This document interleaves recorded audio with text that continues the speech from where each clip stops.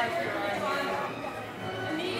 following are the candidates for the Master of Planning, led by Juan Madrid, President of the Associated Students of Planning and Development. By the way, if I have it here, it hurts my arm.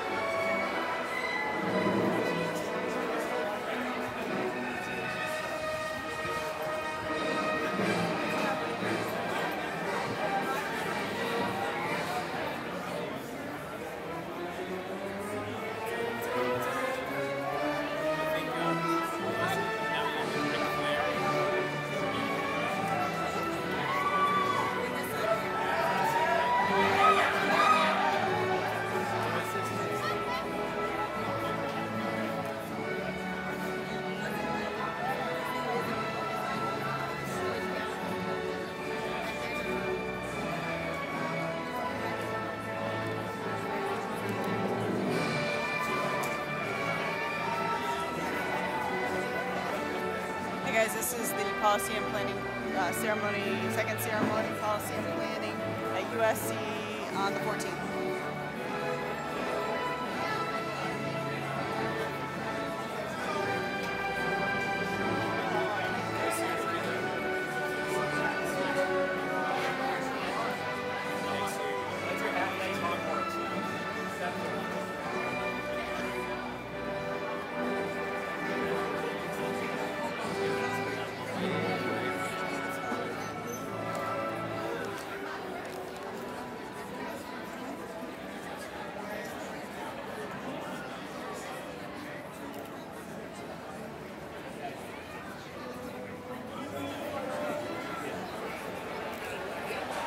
Could we please be seated?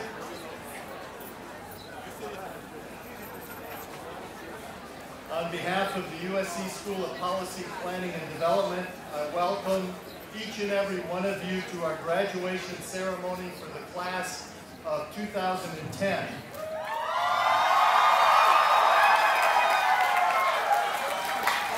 My name is Jack Knott. I'm the Irwin and Ione Piper Dean and Professor of the USC School of Policy, Planning, and Development. So first I want to begin by offering my hearty congratulations to the graduating class of 2010. Congratulations.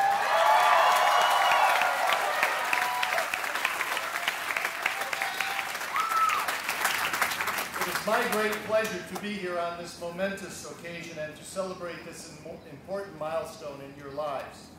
I would like to thank first, at the beginning, all of the parents, friends, and relatives who have joined us today, especially those who have traveled a long way to be here. I especially want to thank the families who have provided financial and other support for our students. Your support and encouragement has been essential. So let's have a round of applause for all the families.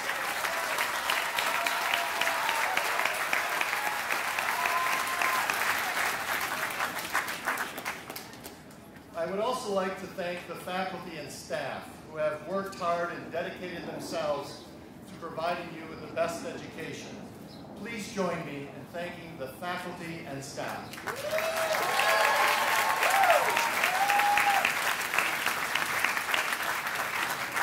And of course, I want to thank each of you who are graduating today. You have enriched all of our lives. We have learned from you as you have learned from us.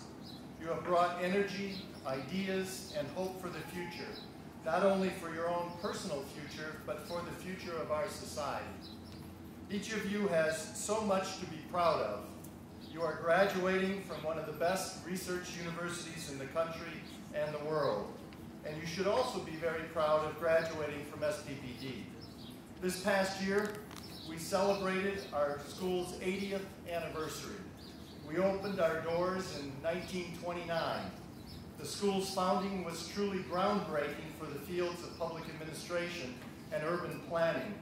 We became one of only 2 schools of its kind in the entire nation, and the very first school to offer the Master's in Public Administration degree. So for those of you who are getting that degree, it's the oldest degree in the country. We were also one of the first schools to offer courses and a degree in urban planning, and the third school in the country to offer a master in real estate development. We have always been out front, and today our new Executive Master of Leadership degree continues this history of innovation. From the very beginning, our school has been committed to excellence, and today the USC School of Policy, Planning, and Development continues this legacy, ranking among the nation's top best graduate schools in public affairs. Over the past 8 decades, SPPD has distinguished itself as a great institution that has made a vital impact not only in education and research, but also through public service. And today we continue to be compassionate and engaged by working to improve society. We have students who want to gain the best education, but who also want to make a difference in the world. We make a difference by successfully tackling multifaceted policy issues and planning and developing better communities for the future. That is what our school is about. Today's headlines: unemployment, effective public and nonprofit management, homeland security, healthcare reform, infrastructure and transportation, environmental and financial sustainability, and the real estate and housing markets are the very issues being addressed by our students, faculty, and alumni. You also should be very proud today because of all the accomplishments and contributions you have made while students at SPPD. First, you have produced first-rate academic papers and projects and won numerous awards and fellowships, including the Presidential Management Fellowships and the Clinton Orphalia Fellowships, among many others. Graduates, through USC and SPPD, you have had extraordinary opportunities for learning and advancement. You have benefited in myriad ways from the wisdom and generosity of the outstanding faculty members who teach in our programs. Over the course of your graduate studies, in the classroom and out in the field, each of you has gained knowledge of ethics and public service, the interrelationship between the public, nonprofit, and business sectors, entrepreneurship and innovation, a solid technical policy analysis, institutional and managerial knowledge. Second, you have made important real-life contributions while here to local and global organizations and communities through internships, teaching labs, community projects, practicums, and externships. You have directly engaged with policymakers, nonprofit managers, healthcare leaders, urban planners, and members of the community through your own academic projects and through the many events sponsored by SPPD. Each of you already has worked on real-world challenges in Los Angeles, in Washington, or around the world. Locally, you have done work for the City of Santa Monica Planning Department, the LA Unified School District, the LA Department of Public Works, the LA Urban Renewal Network, real estate development companies, among many other contributions. Nationally, you have worked on projects for the Congressional Research Service, the Government Accountability Office, the U.S. Department of Housing and Urban Development, and the RAND Corporation. And internationally, many of you have participated in teaching laboratories and produced reports for the World Bank and other global clients in Asia and South America and Europe, or engaged in urban planning projects in Berlin and elsewhere. I want to underscore that all of these projects, many of which we heard about yesterday at our award ceremony, are advanced professional level work, providing clients with useful and valuable information and recommendations. Third, you have developed important relationships and leadership skills during your time at SPPD.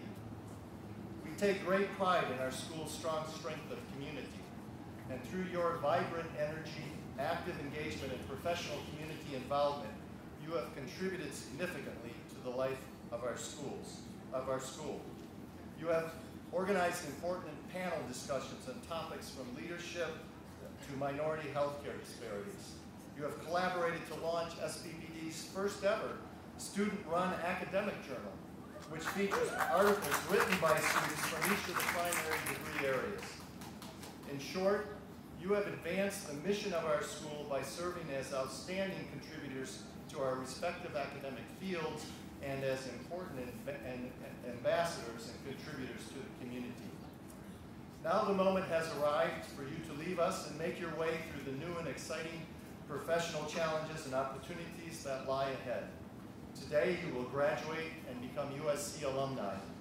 SPPD alone has more than 16,000 domestic and international alumni in 46 countries around the world. You have met some of them by participating in the networking events provided by our school's student services. Our alumni have gone on to faculty positions in prominent schools across the nation. They make a positive, profound difference each day in their role as city managers, city council members, planners, leaders in nonprofit organizations, industrial and commercial real estate developers, home builders, policy analysts at all levels of government, healthcare managers, and leaders in the federal government, including Hilda Solis, who serves in President Obama's cabinet as Secretary for the U.S. Department of Labor and is an MBA alumna. She proudly displays her SPPD diploma in her office. And Alan Hoffman, Deputy Chief of Staff to Vice President Joe Biden, also an MBA alum, who recently recounted to us the advantages of his SPPD degree that it has afforded him. In the years ahead, as alumni of our school, it is our hope that you will focus on making a difference for the common good, address society's most critical problems by developing partnerships across the business, nonprofit, and government sectors, create new healthcare organizations and programs to benefit the less fortunate and chronically ill, and find efficiencies that also protect health, also protect quality. Promote energy and economic development policies that protect the environment, both locally and globally. Build organizations that value employees and stakeholders alike. Develop residential and commercial real estate that promotes community, a sense of place, and infrastructure for a sustainable future. And work towards a more inclusive definition of community. As you make the transition from students to becoming leaders in your respective fields, I'd like to share an insight from President Stephen B. Sample, who is stepping down after 20 years of service to this great university. In his book, The Contrarian's Guide to Leadership, he writes, "The art of leadership, as well as the individual practitioners of that art, are always works in progress. They are never finished and never complete. Rather, they are always evolving, always changing, never static. So I advise you to be lifelong learners who are always works in progress. Remember that education is about developing personal values as much as it is about acquiring knowledge of the world. Welcome change and approach difficult situations as windows for growth. Work to develop strength of character. It will serve you throughout your life."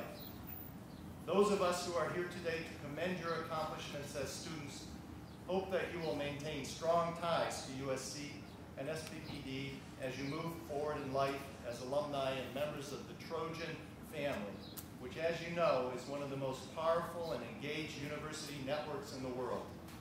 The Trojan family will support you and help you in a variety of ways.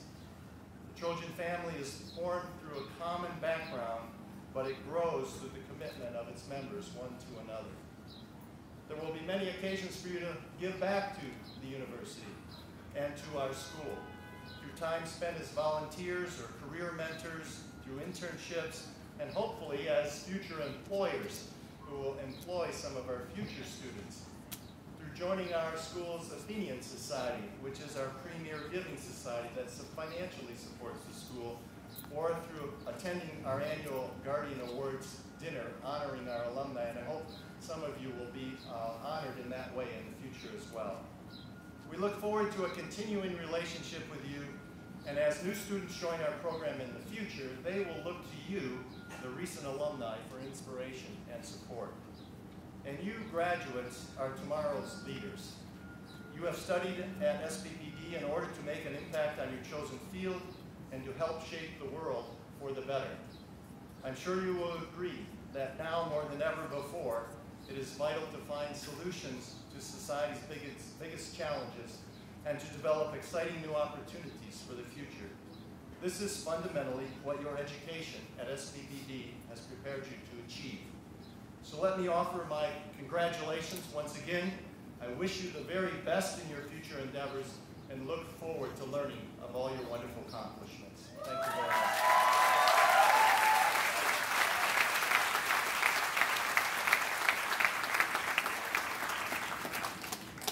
And at this time, I would like to introduce today's keynote speaker, William J. Bratton, former chief of the Los Angeles Police Department.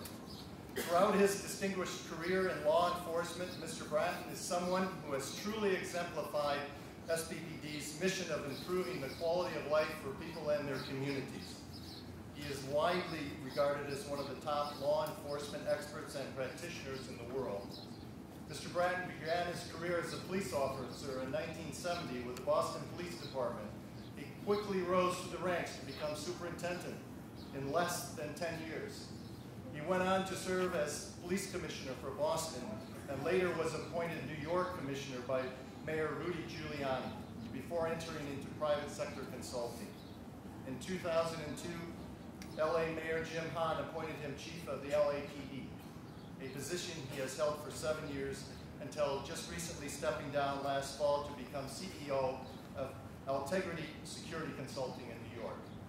In each of his leadership roles, Mr. Bratton, now who just received an honorary doctorate from you, we should really call Dr. Bratton, demonstrated the ability to skillfully and successfully change the culture of police departments. And one of his hallmarks has been his methodical, data-driven approach to identifying where to focus resources. And under his stewardship, and as a result of his innovative initiatives, Mr. Bratton helped transform the LAPD and the NYPD, reducing violent crime, including homicides, by 50% in the 2 largest U.S. cities.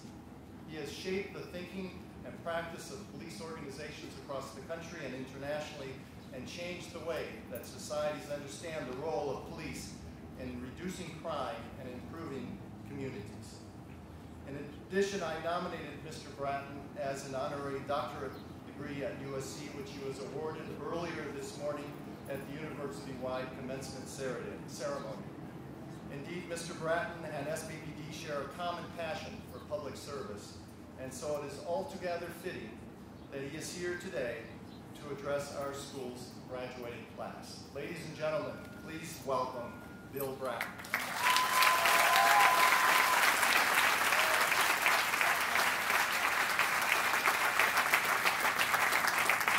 Thank you. Thank you, Dean Nod. Thank you for that very gracious introduction and also the nomination for the doctorate that I received this morning. Hello, soon-to-be graduates. I'll keep my remarks brief so you can get up on the stage for what you've worked these last number of years to earn that diploma that you're going to receive shortly. Quoting a former president of the United States, Abraham Lincoln, or paraphrasing him, you may little note nor long remember what I say here, but you will certainly never forget what you did here. What you did here, earning the degree that you were about to receive. The hard work, the long hours that you committed and that your family supported. I congratulate you on that. You earned it. The challenge now is what do you do with it? And I'd like to talk with you about that challenge. I'm an optimist by nature, and I see challenge as a response to crises. I see it as an opportunity. And I want to talk to you about change, because change is a constant. Gandhi, the great Indian civil rights leader, his motto was pretty much, to create change, you must become the change. Let's talk briefly about change. Our world, your world, and our times are changing. Chinese have a saying, they live in interesting times. We're not only living in interesting times, we are living in extraordinary times. Times of great change and challenge.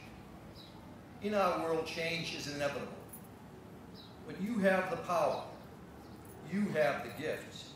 You, one man, one woman, to effect that change. If you are wise enough, if you are compassionate enough, if you are committed enough, you can affect the character of that change. You cannot alter its inevitability. It's going to happen.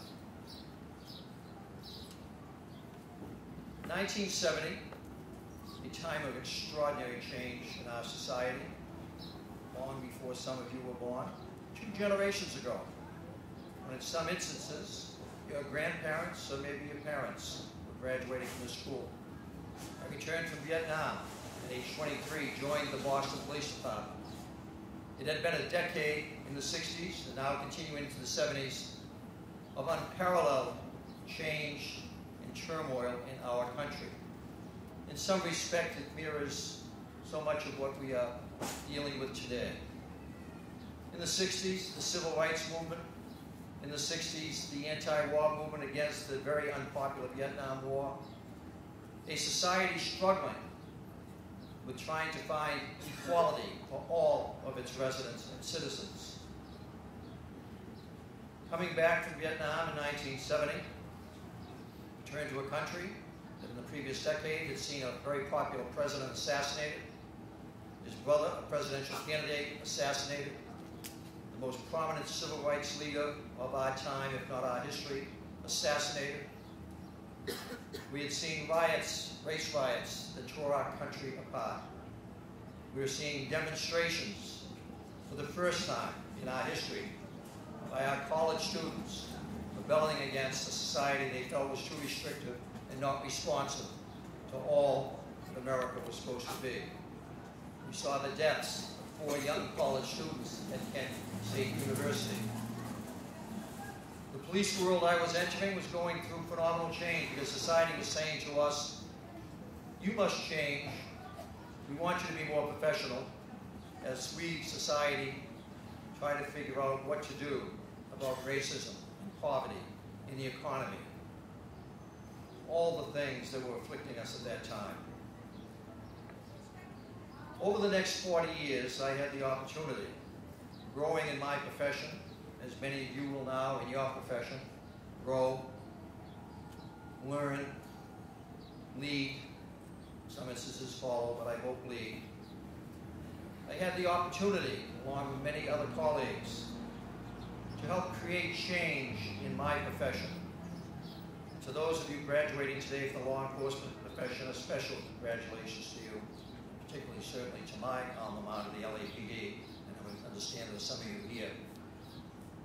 An additional encouragement to you, however, the profession that you are part of, to continue to create change in that profession. As over the last 40 years, American policing has changed in profound ways, and in doing that, it has begun to show a way how our society can deal with racism and poverty and economic impact and the impact of demographics. As you see, for so long, academics, criminologists, politicians had told us that all of those things, that we the police could have no impact on those. Unemployment, racism, poverty, demographics. But those were the causes of crime. And until society figured out what to do with it, we the police should just professionalize, become more educated, increase our capabilities to deal with the investigation of crime after the fact. But in the 70s and 80s, that professionalization, despite the increased education, despite the increased modernization of policing, we were not succeeding. The 1980s became more turbulent in terms of loss of life and violence, the drug wars, the racial issues continuing to fester, particularly between police and minority communities. We were failing. But fortunately, police leadership that had developed in the 1970s, I was privileged to be one of them, one among many, working with political leadership and others, began to understand that there was a better way, that there was a different role for police. It was resisted initially, But as the violence continued in the 1980s, it culminated in 1990 with the first crime year ever in the history of the United States. And over the previous 20 years, race relations had not improved. It's certainly evidenced by the riot in this city 18 years ago, not even a generation ago. At the time of this commencement, in the streets around this university, one of the worst race riots in the American history occurred with the loss of 50 lives. We had clearly not learned in the 70s and 80s lessons that must be learned. But I would say to you, in emphasizing that you, one man, one woman, can use what you have now earned, your education, to create and effect change. And I'm an example of how one man, with an education, certainly not anywhere near the equal of what you received here. It was a 4-year undergraduate education paid for by the federal government as part of that professionalization after the 1970s. Washington State College, 4-year school. But that shaped and influenced a young police officer who, instead of being wrapped in the blue cocoon that so many were wrapped in, a cocoon so tight that we didn't work with our communities, we kept to ourselves, and our impact was not felt in good ways. My mind and my eyes were opened by great teachers, 2 in particular. Betsy Using, Urban Geography 1 and 2, and Art Abenides, Professor Abenides, Art Appreciation 1 and 2. Those 4 courses over 2 semesters each changed my life, changed my outlook. Urban Geography taught me to appreciate the importance of cities in America when America was being told that cities didn't count. We were going to leave them to the minorities. We're going to leave them to the disaffected. And we, the middle class, were going to move to the suburbs and live safely there. We didn't need cities anymore. They were over. Can any of you tell me that cities are over?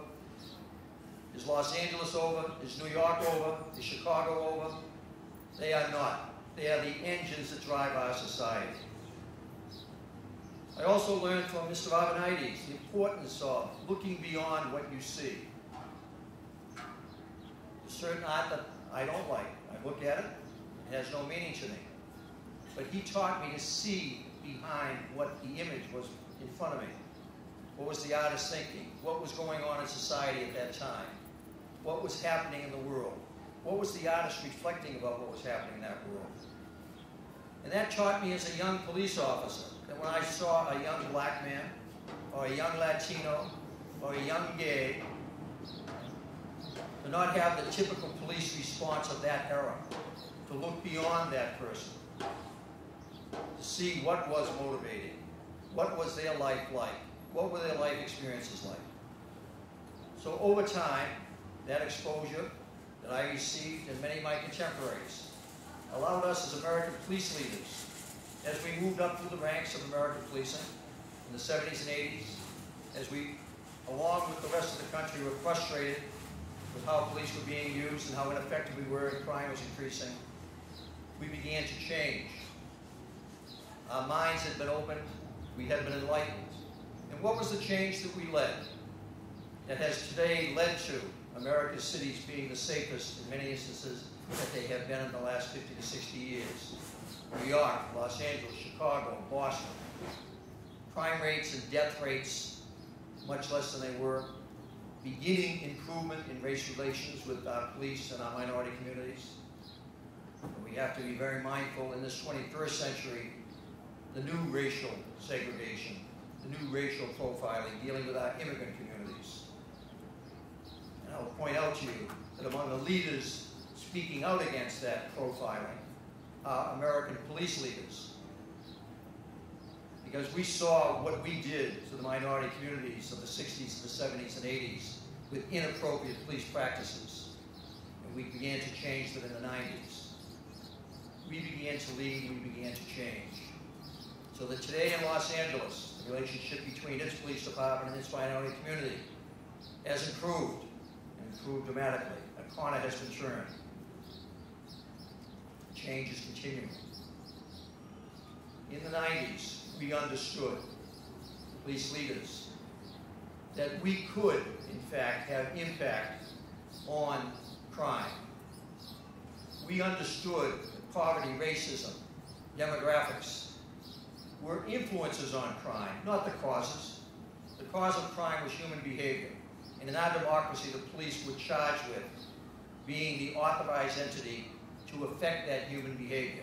Constitutionally, never using the law illegally, but passionately, remembering whether we were dealing with a black, a brown, a male, a female, a gay, a straight, we were dealing with human beings.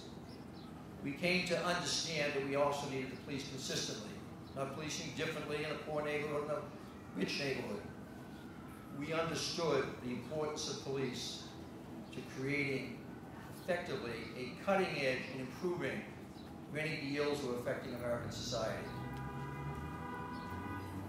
My motto, Mr. Gandhi had his, to create change, you must become change. I believe I was a change agent and given many opportunities to affect change, myself, my colleagues.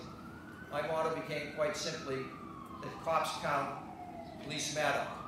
And I've committed 40 years of my life to the police profession, to professionalizing it, but professionalizing it in a way in which it can have tremendous impact on how we all get along with each other.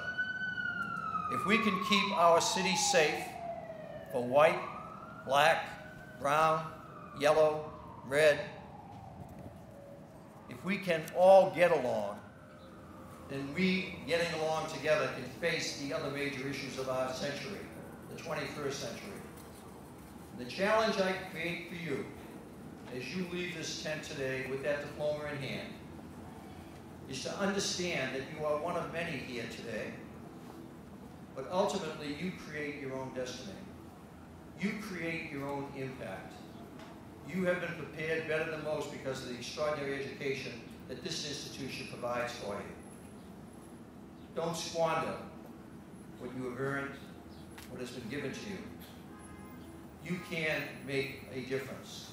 You can be the difference. In closing, let me leave you with a quote that I think many of you are aware of. I referenced earlier, Robert Kennedy, assassinated in this city while running for president, assassinated in this city while speaking loudly, clearly, consistently about the need for America to recognize that we must all get along. And I'll leave you with a quote that his brother Ted read at his funeral service.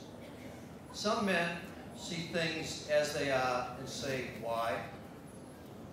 I dream things that never were and say, why not? I encourage you, make your lives count. Thank you.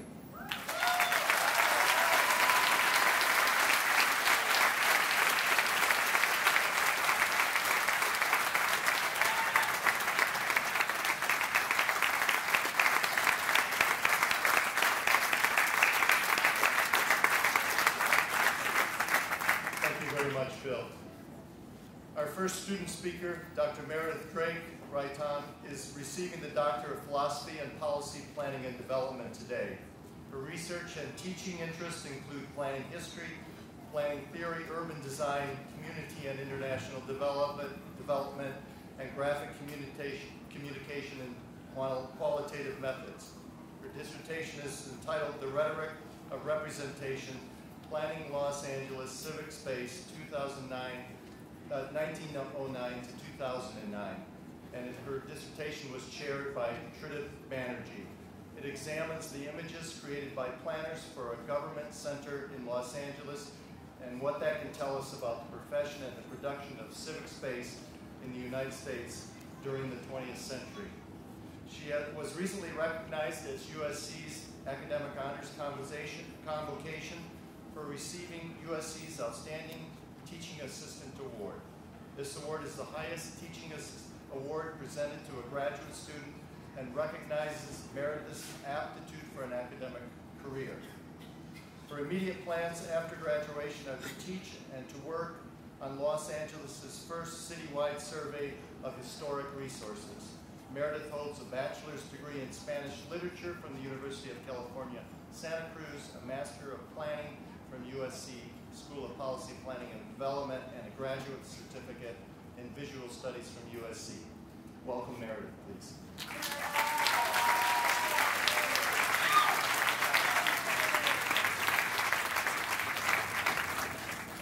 Thank you, Dean Knott, for the introduction. First, I would like to say how honored I am to be speaking on behalf of my fellow doctoral students, a small but mighty group.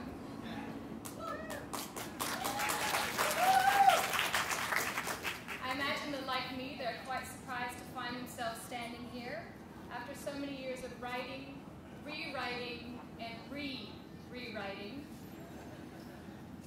There are so many people at the School of Policy, Planning and Development who have helped us to get to this point that I could probably spend all of the time allotted with an Academy Award-style list of thank yous. I won't do this, but I do hope that the faculty and staff of SPPD know how important that they have been to all of us, and that with any luck, they will see our appreciation through the illustrious careers that they have helped to put into motion. I would also like to congratulate the graduates of the various master's programs. As a former MPL, I know how hard you have worked to get here. Yeah! You may not know this now, but trust me, all of those group projects, the thousands of PowerPoint presentations that you have produced will indeed actually pay off. In thinking about what I wanted to say today, not surprisingly, I found myself returning to the dissertation. As Dean Knott suggested, my research is about what I call the visual practices of urban planners. Specifically, I'm interested in the maps and charts and images and how planners contribute to professional practice. The dissertation begins with a quote from the French writer Anis Nin, who suggested that we do not see things as they are, we see things as we are. In the dissertation, I use this quote to support my claim that if we understand what we see, we're better able to explain who we are. But it is also possible to use this quote in reverse. If you know who you are, you're more likely to know what you might see. So who exactly are we? Today in this large tent, we're scholars, practitioners, family members, and friends. I also know there's at least one amazing musician among us, my husband. Most importantly, many of us are about to enter or to re-enter the workforce as newly minted graduates of SPPD.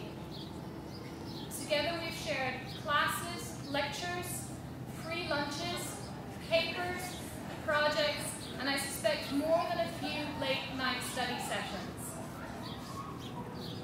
I imagine that many of us came to these programs looking for technique, for the hard skills that we thought would enable us to do the things that we really wanted to do. And while technique is undoubtedly important, I think what many of us have found is more than mere mechanics. In many ways, we found a community. It's not a very tidy community, since it is founded on the exchange of different and sometimes competing ideas and ideologies, approaches, and priorities. But whether we go on to work for the public or for the private sector, for academia or for a policy think tank, the skills, knowledge, and experience gained here have given us the opportunity to contribute to the conversation, to participate, not as Sherry Arnstein feared as tokens, but as real stakeholders and as leaders who have the potential to create a shared community interest. Where others may see division and conflict, we see opportunities. We do not do this naively, but with an understanding of complexity and an appreciation for many views and different points of views.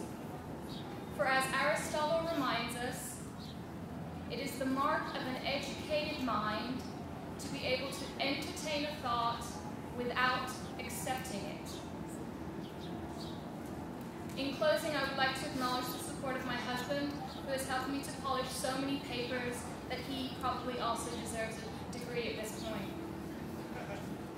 I would also like to thank my father-in-law, who has been an unflagging cheerleader and a mentor for both of us. And finally to my parents, who despite a very temperamental volcano, managed to make it here from London today.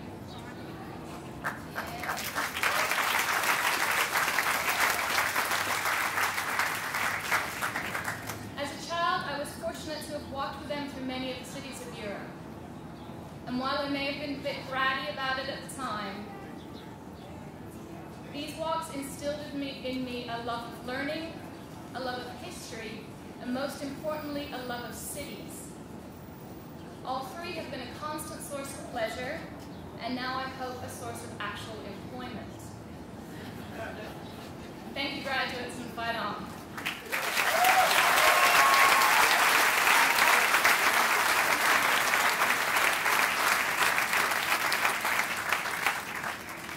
Thank you, Meredith. Representing the master's students, Roberta Abner will receive the Executive Masters of Leadership today. She is a 30-year veteran of the Los Angeles County Sheriff's Department. We didn't plan this way. She was promoted to chief in 2007 to head the department's leadership and training division. After graduating from the training academy as a deputy sheriff, she held assignments in both patrol and custody, training bureau, internal affairs, and scientific services. After promoting through the ranks to captain, she commanded first the Court Services East Bureau and then Temple Station. When promoted to commander, she was assigned as Sheriff Lee Baca's executive assistant. Roberta Abner currently serves as the Southern California Law Enforcement Torch Run Director for Special Olympics and sits on the board for Special Olympics Southern California. She holds a bachelor's degree in criminal justice administration from California State University, Los Angeles, and graduated from the leadership program, University of Southern California, from Leadership Southern California in 1999. Roberta.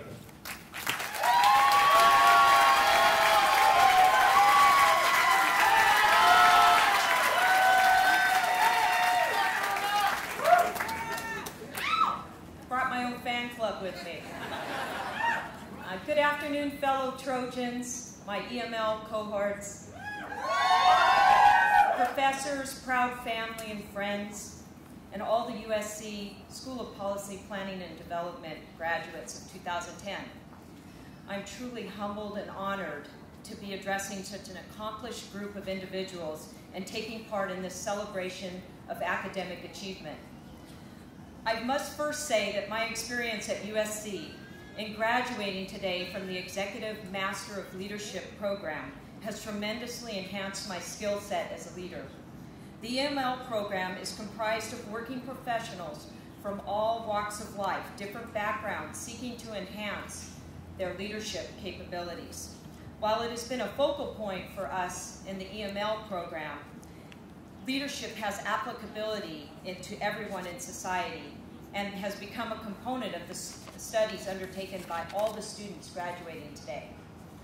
Graduates, as you pursue your goals from this day forward, whether you're seeking a position in a nonprofit organization, serving the public as part of a government agency, working in the field of health or real estate, or running your own business or corporation, you will need to continue to build on your leadership skills in order to flourish both in the workplace and in life. While I cannot share every valuable lesson of leadership here today, I would like to focus my comments on some of the lessons that most impacted myself and my colleagues that are here today and reinforced our personal experiences in the workplace, as well as enlightening and enhancing our abilities as leaders. Let me first mention several important attributes which are commonly recognized as highly desirable leadership traits. First of all, having passion about your purpose and work is a critical component for personal fulfillment and enjoyment of life. I was fortunate. I discovered my passion at the age of 19. It wasn't sheer luck. I went out in the world and I looked for it. And you must be just as determined to find yours. Once you know what you're passionate about, give it everything you've got and go for it. Second, optimism and a positive attitude can take you incredibly far in life. You have to be able to envision where you want to go and believe that you can get there. Remove the negativity from your self-talk. Instead of telling yourself all the reasons why you cannot do something, tell yourself all the things you can accomplish and then do those one at a time. Dream big and don't let anybody talk you out of your dreams. I had people tell me they could not see me as being a police officer, could not see me in the field of law enforcement.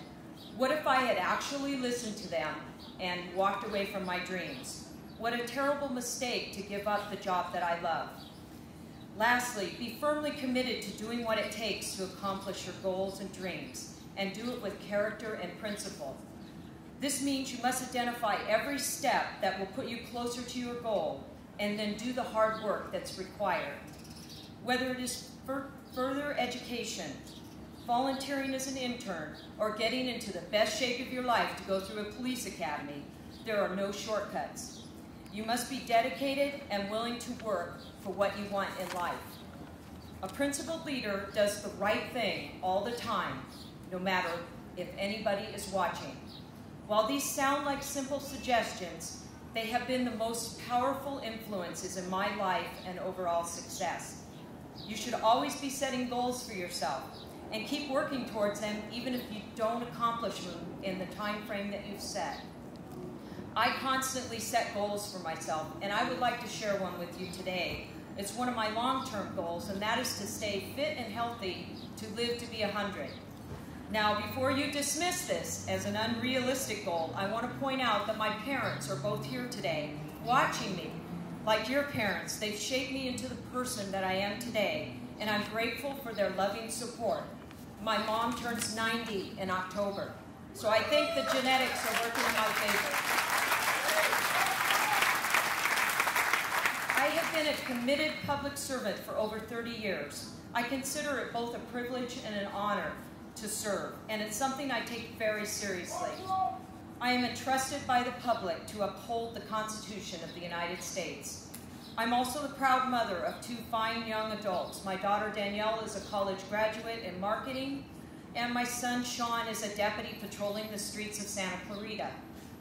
Since achieving the success of being the highest ranking woman on the Sheriff's Department, you might be wondering yourself today, why did I choose to enroll in a leadership program or even return to school? This question offers us another valuable lesson in leadership. Leadership is about a lifetime of learning.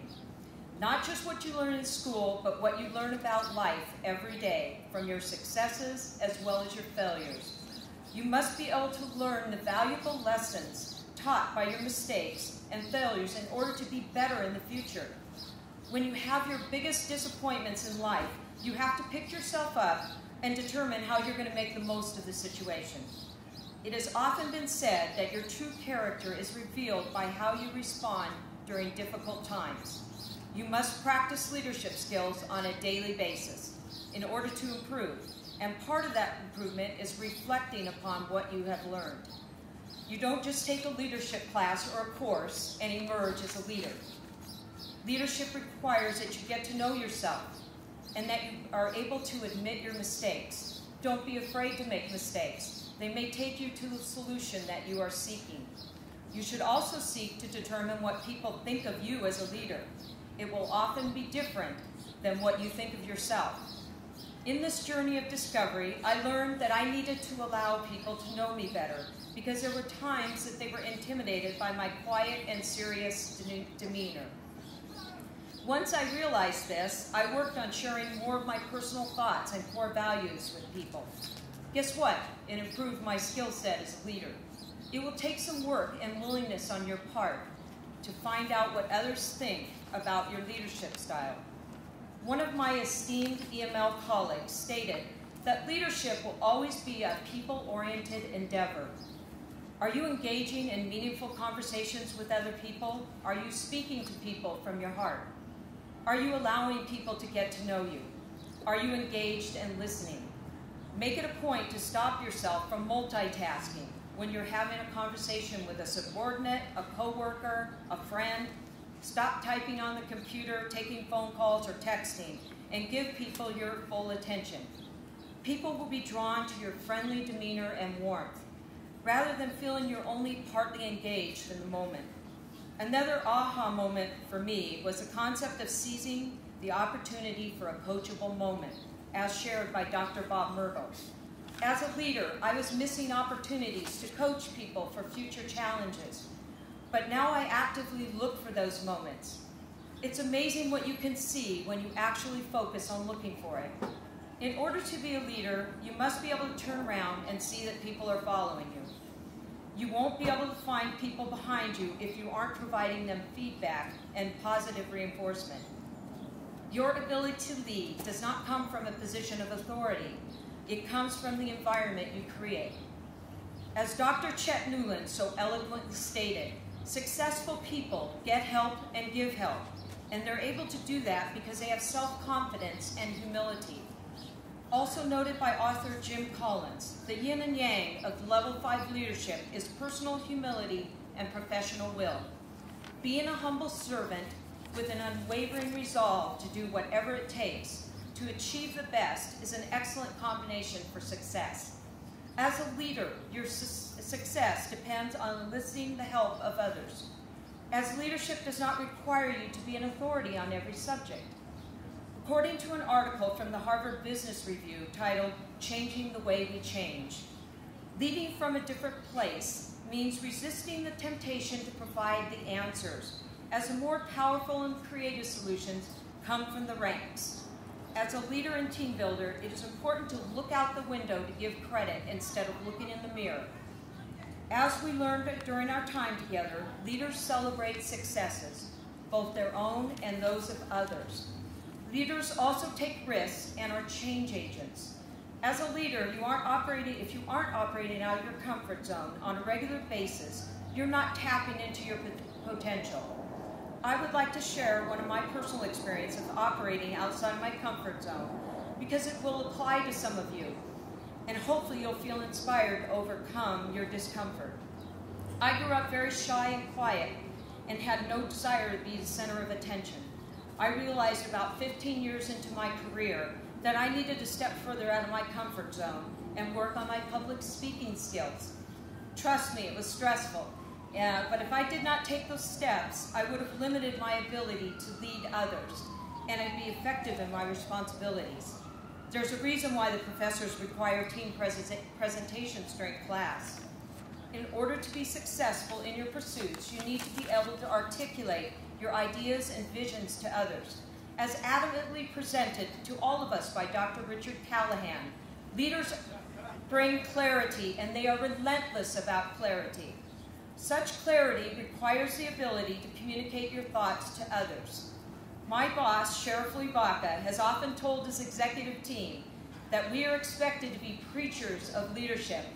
In other words, leaders must continually espouse key leadership principles to those they work around. As leaders, we must incorporate storytelling as a method to enroll others in the mission and goals. We need to speak from the heart and let people know we care about them. People are motivated by a leader's vision and message. Another key takeaway from our studies is the art of successful negotiation. It is easy to become entrenched in your own point of view. In applying the concept seeking to understand first, I have experienced better outcomes and solutions. Applying this principle allows you to determine where there is common ground. What are the core values or principles shared among both parties? Can a compromise on how to achieve the goals be realized? It is truly a better approach than entering into a mindset to do battle with the other party. I used to be guided by the golden rule of treating others the way that I would want to be treated. My colleagues and I have been offered a better perspective on this notion by Dr. Ron Stupak, that we should strive to treat people the way they would want to be treated. In developing your interpersonal skills, remember that most of all, people want to be understood. It's again, that seeking to understand first. During our time here, we learned about the power of networks. I now have the EML network, the Trojan network, the law enforcement network, etc. However, we learned that networking needs to be a reciprocal relationship. In order for a network to be truly powerful, you need to approach it with a mindset of contribution. It's not merely what you can get out of a relationship, but what you can offer when the need arises. Another key point I discovered is the need to develop allies among your peers in order to garner support for new ideas and proposed solutions. Ideas will be further developed and more likely to be supported by the larger group if you've taken the time to provide details to other people. As a final thought, consider contributing your time and energy to something bigger than yourself. Giving back to the community and volunteering your time contributes to your growth as an individual. Whether you're a coach, a mentor, or support a nonprofit cause, your time and energy will make a difference. It is important to remember that as an individual, you can make a difference, and what you do does matter. Every time I attend a Special Olympics competition, I am truly inspired by the determination and sheer joy of our athletes. A leader does not merely adapt to an environment, rather a leader creates the environment. I would like to acknowledge our two main professors of the EML program, Dr. Richard Callahan and Dr. Robert Myrtle, for providing us with the knowledge and actual steps to become better leaders. We will forever be grateful and changed for the better. We are especially thankful for our opportunity to have been taught by Dr. Myrtle, who is now starting his own chapter in life in retirement. Again, I congratulate all the graduates today on this outstanding accomplishment. You have worked hard for this day, and it is the beginning of many future successes. I encourage you all to go out there and conquer the world. Fight on!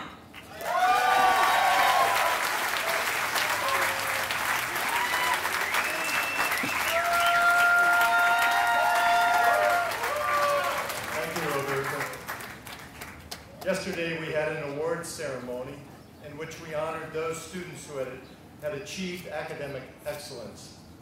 At this time I would like to ask the award recipients to please stand. Would all the award recipients from yesterday please stand? And would you recognize them for their accomplishments?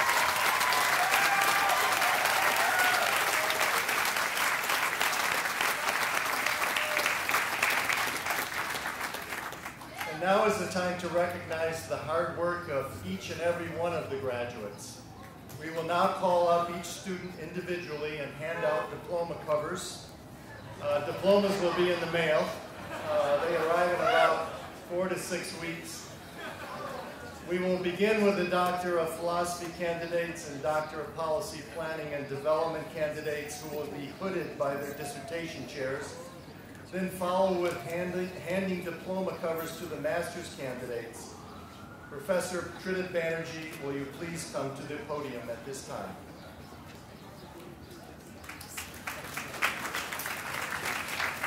Thank you, Dean Knott. We actually have 3 PhD degree programs. It goes back to the history of the school because the school became a merger of Public Administration and School of Urban Planning and Development. So initially we had a PhD in Public Administration and PhD in Planning, but since then we also now have a combined PhD in Policy Planning and Development. So we're not going to make any differentiation between these degree programs so they can come up as their names are called. So I now, Dean Knott, formally then, after that intro, I now present to you the candidates of the Doctor of Philosophy and Planning. Candidates, please rise.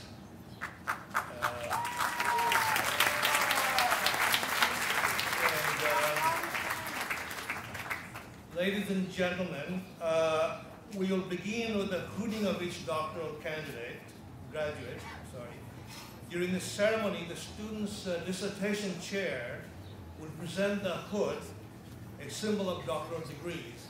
In fact, the common feature of the doctoral degrees, PhD, throughout the country, this nation, it is a dark blue color trim, and you may find most of my colleagues here wearing the same color hood, and in fact the hood that I'm wearing, it actually came from my institution where I got my PhD almost 40 years ago.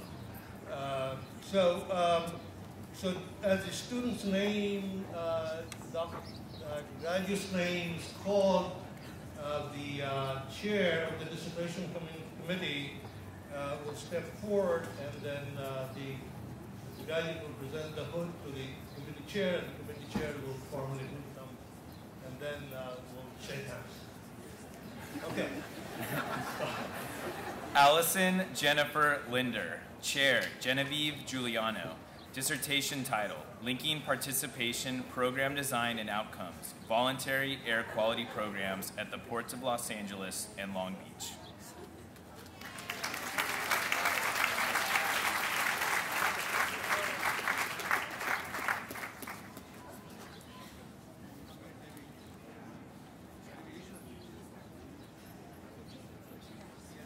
Meredith Rain Drake Raitan, Chair, Tridib Banerjee. Dissertation title, The Rhetoric of Representation, Planning Los Angeles' Civic Space, 1909 to 2009.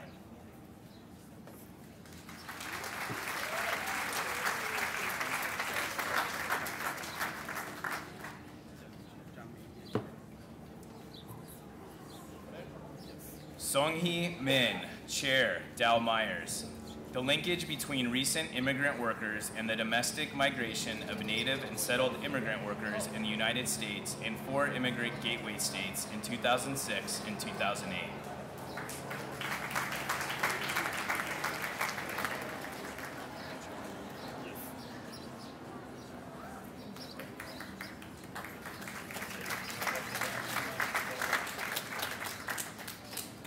Chong Min Yi, Chair, Yonghang Dang.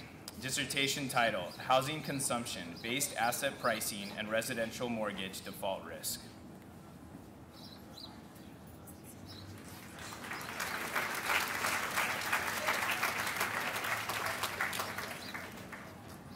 Ramzi Rahif Farhat, Chair, Tridib Banerjee.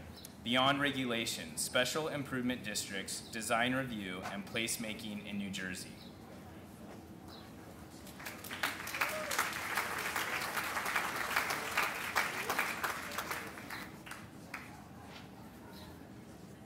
Alicia Ellen Midori Kitsusi, Chair, Juliet Musso. Dissertation title, Community, Commitment, and the City, Sources of Capacity and Local Governance.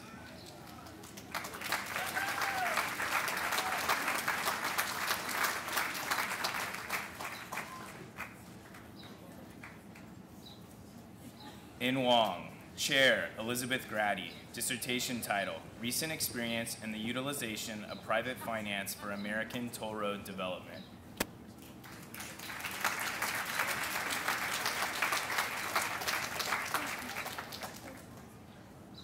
Hisaku Kobayashi, Chair, Shuyan Tang. Title, Civic Associations, Local Governance, and Conflict Prevention in Indonesia.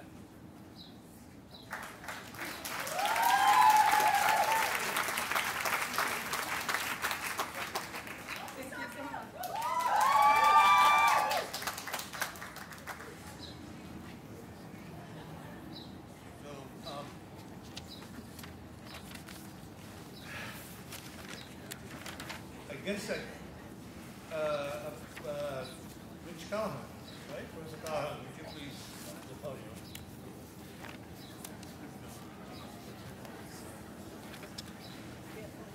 Thank you, Professor Banerjee.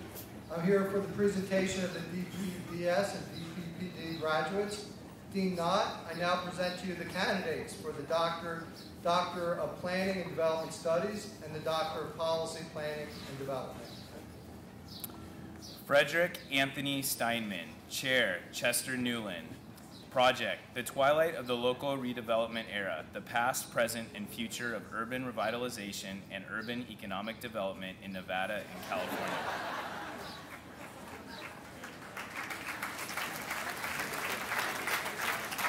I have the honor of sharing Fred's dissertation. And the custom of USC, however, is a great cross-generational enterprise. And our professor, Elizabeth Curran, did much of the work. It's intergenerational in another way. When Fred's mother and relatives stand back there in the back, this again represents much of what USC is.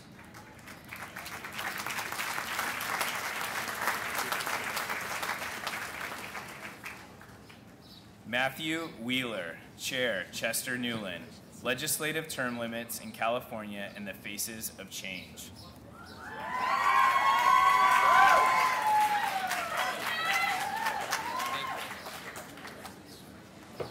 And again, representing USC's custom, Dean Rich Callahan was my student a generation ago, and Matt is my student today. I should have noted likewise that Fred's father completed his dissertation with me a generation ago. So at age 80, it's great to look back at this great cross-generational enterprise called USC.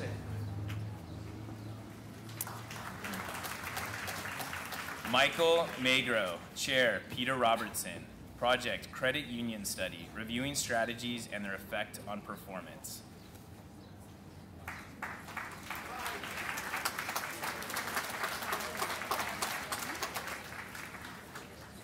Georgina Marie Tallnack, Chair, Katie Burke. Title, Patent Donations, Making Use of the Gift of Technology.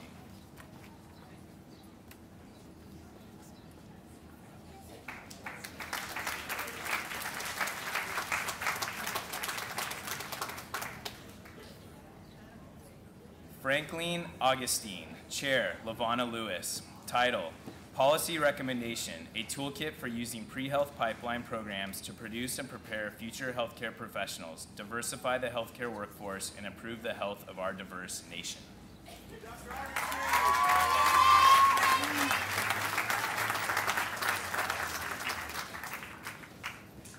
Let's have a big round of applause for all the doctoral candidates.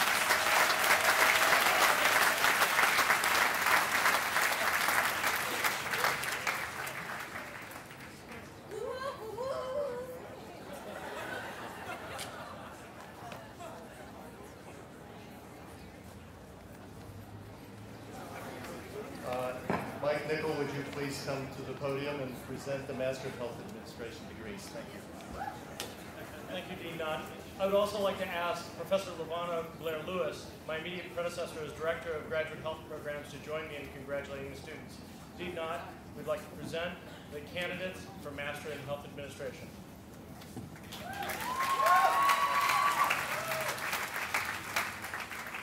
Pernell R. Jones.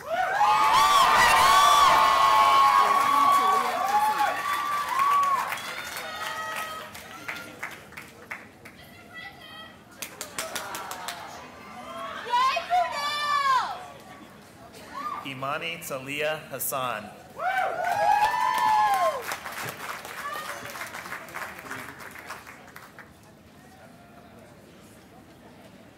Jennifer Millard.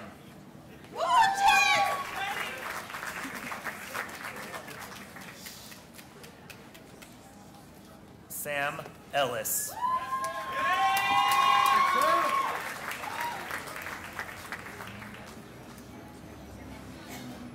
Naveen Kumar.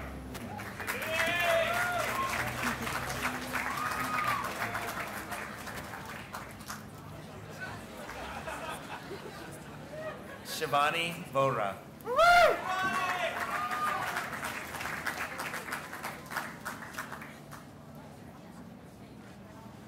John Bloom.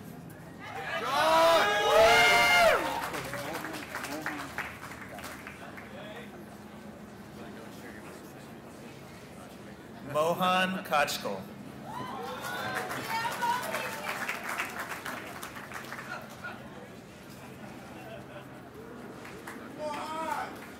Justin Turner.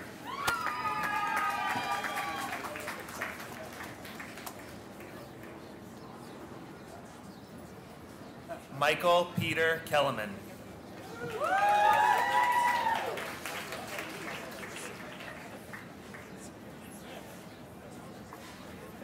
Annette Sinanian.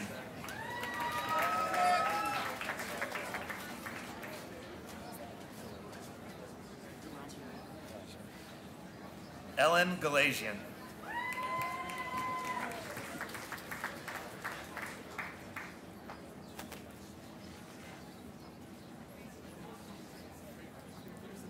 Kevin Sam Kaljian.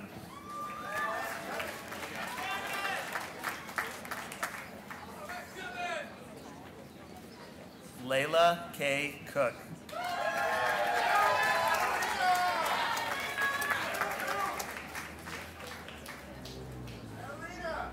Tiffany Jane Ortega.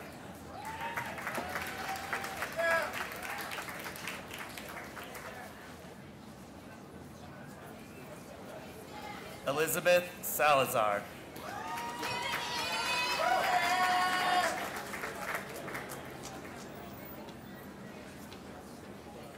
Kelly Iwanabe.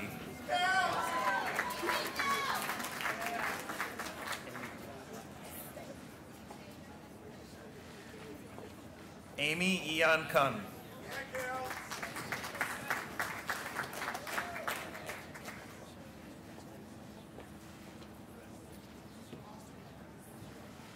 Bina Kaushik.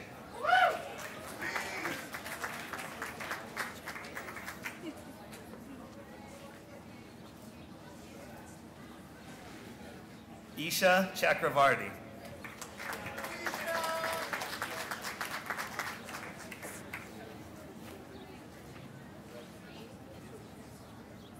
Manmeet Sidhu.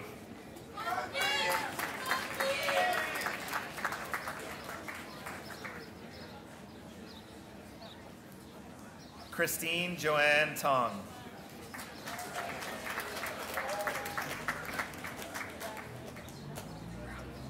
Harleen Baines.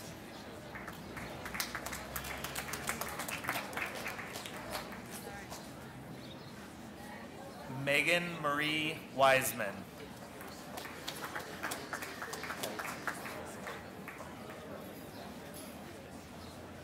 Kai T. Chen.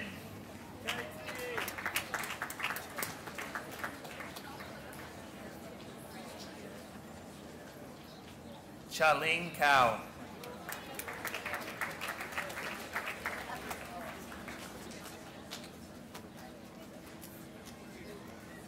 Jingting Jiang.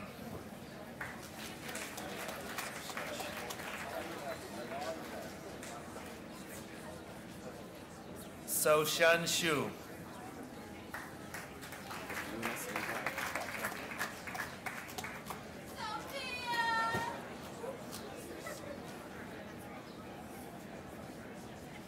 Eunice Injar.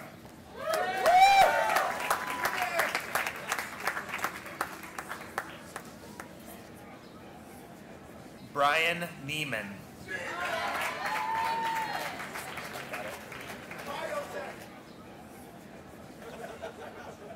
Nareen Vardanyan.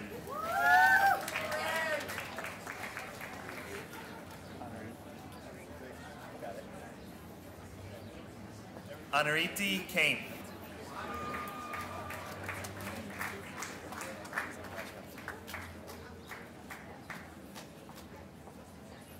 Mary Nargisian.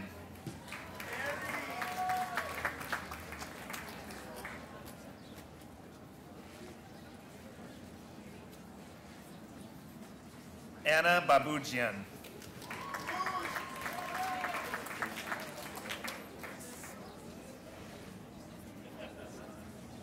William Alexander Lewis.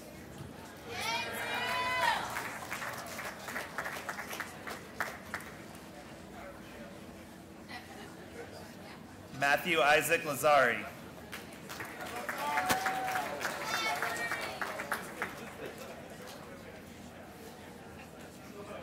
Ching Tao Wong.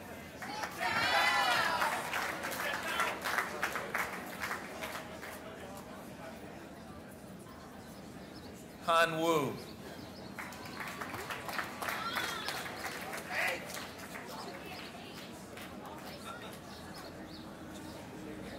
Jamana Dakour.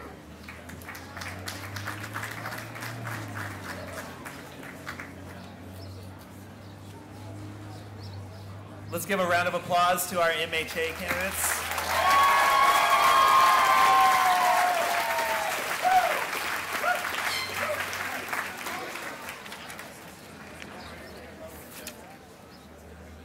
Dean Knott, we would like to present the candidates for Executive Masters in Health Administration.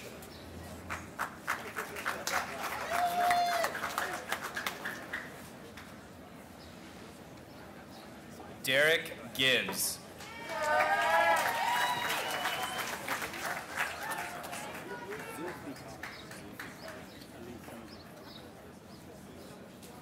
Zulfikar Ali Sandhu.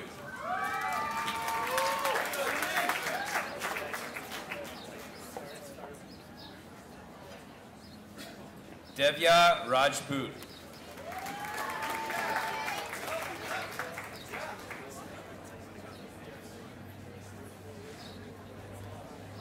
Tantui Nguyen.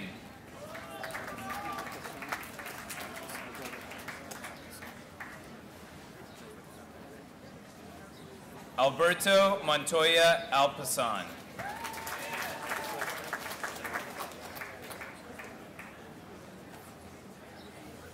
Robert Nicholas Deal.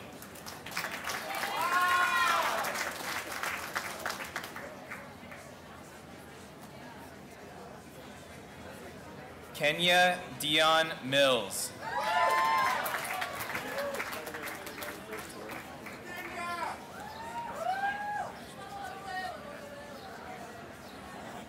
Christy Libertor.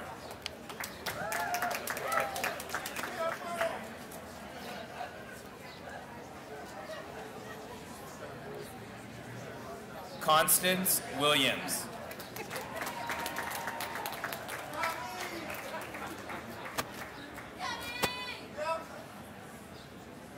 Diane Flores.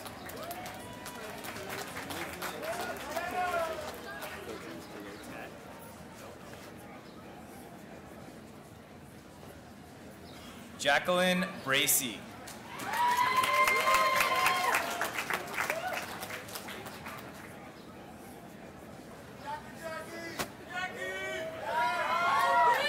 Lupe Herrera Murillo.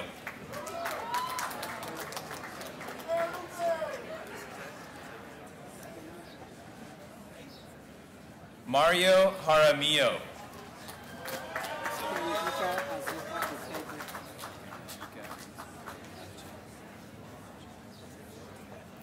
Kemjika Azuka Akeji.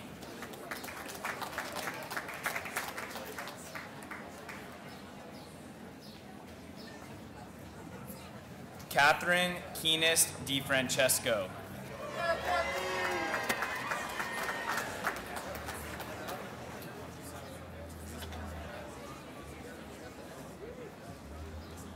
Diana Marie Pineda.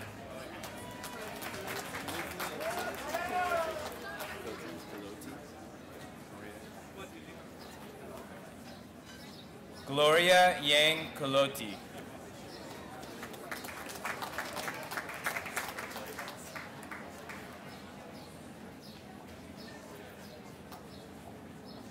Donald Frederick Heinsberg.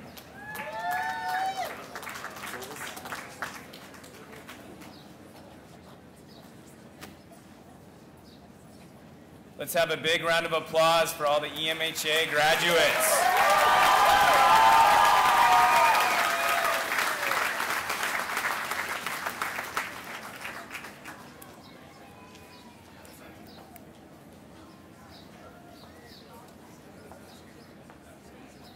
I'm here for the presentation of the Executive Master of Leadership graduates. And on behalf of myself and my colleague Bob Myrtle, who has served as director of this program with myself,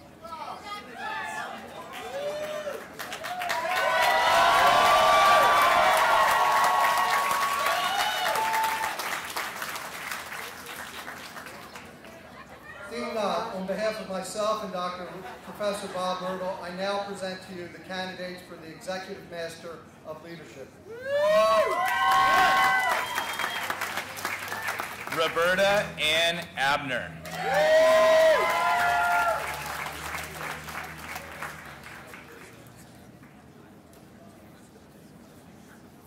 Edward Madrano.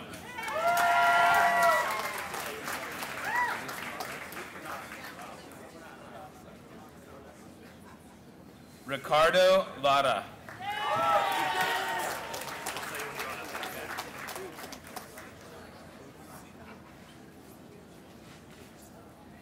Christopher Toby Landavazo.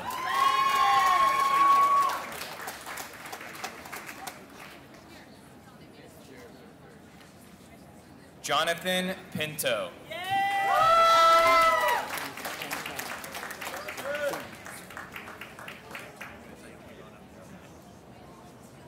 Thomas Chuntao Sung.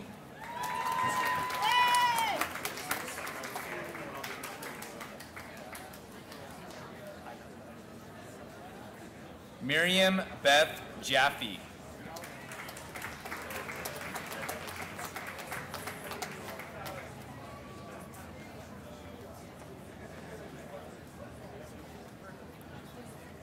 Joanne Liu.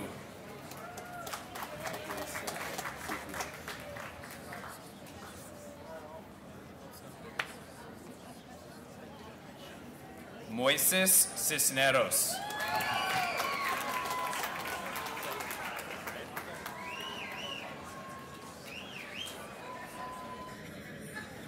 Daniel Allen Dale.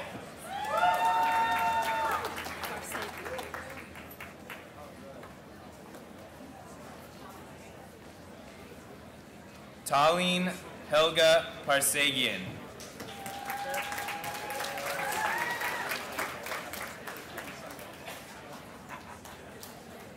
Christine Mary Lavoie.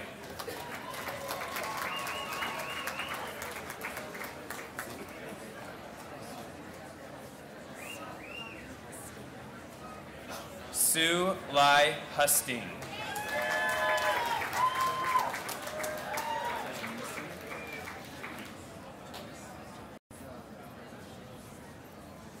Janice Lynn.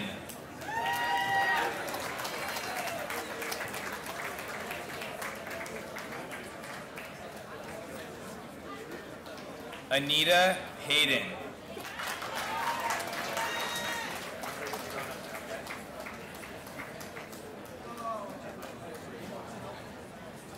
Alfonso Richard Guerrero.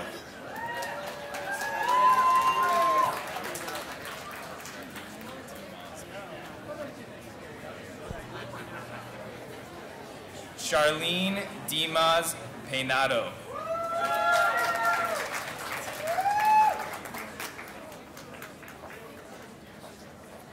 David Ginchansky.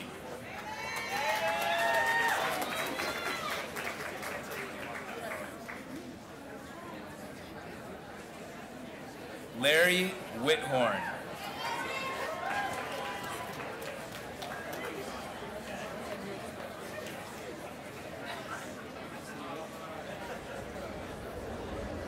Tony Childers.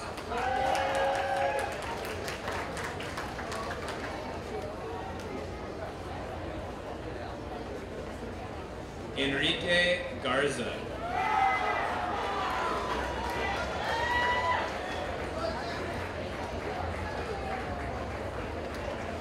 Patrick Hunter.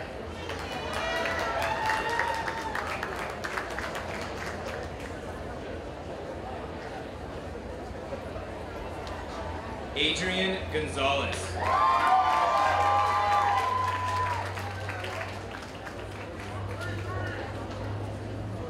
Robert Davidson.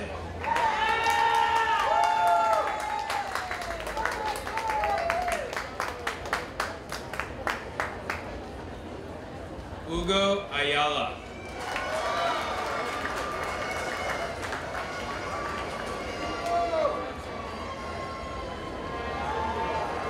Janet Nye. Tommy McIntyre.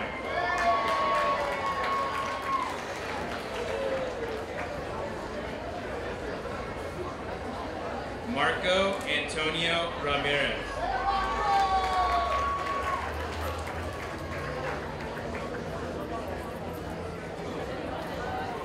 Roger Watson.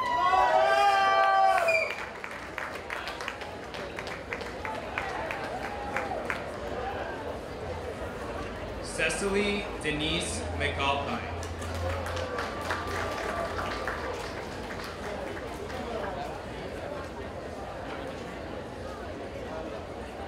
Grantlin Johnson.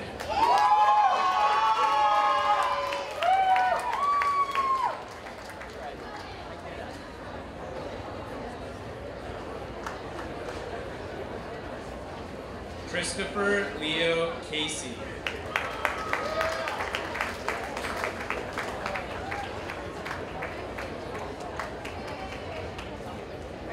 Michael Rico Davis.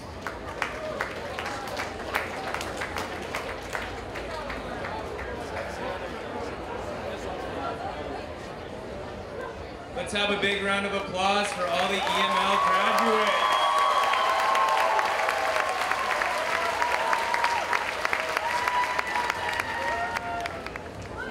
Keynote, I now present to you the candidates of the Master of Planning degree. Lauren Maritza Juan Madrid.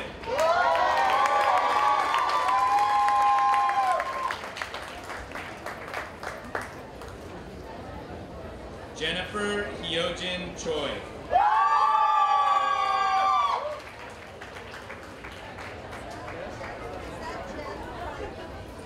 Nora Sebrian.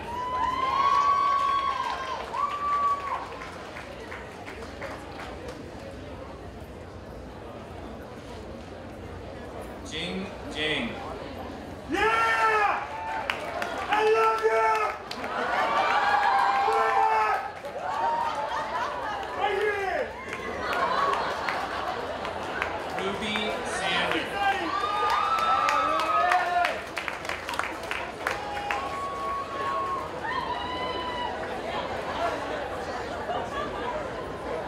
Jane Dam.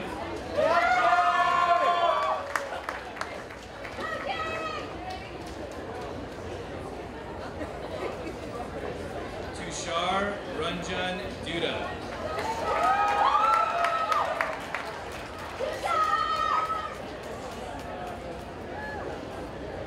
Justine Vanessa Johnson.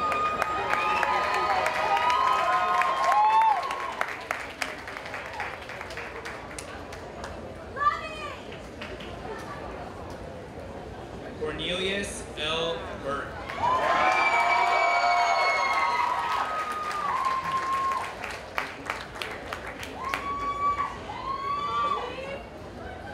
Angelica Lizette Torres.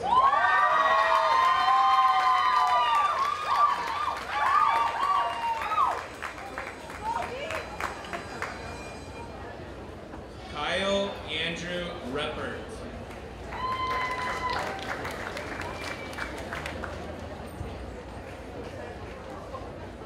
Kelly Suzanne Tharp.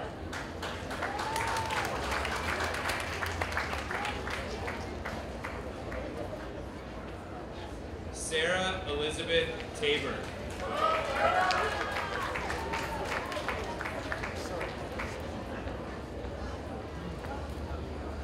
Jeff Allen Sparks.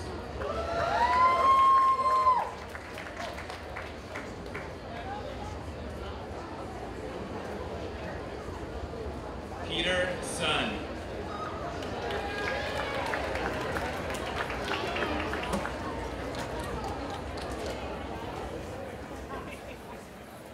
Richard Dak Vong.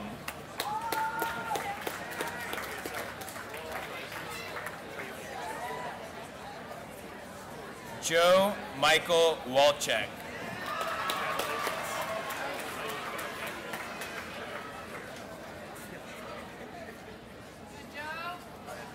David James Barboza.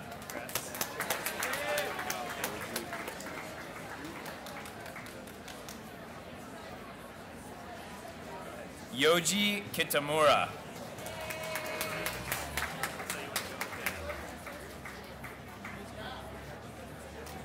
Kevin Craig Wood. Hi, Kevin. Rohini Dewan.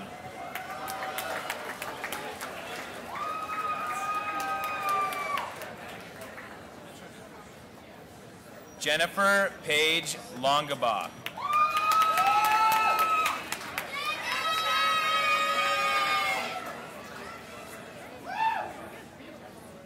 Yao Huang Long.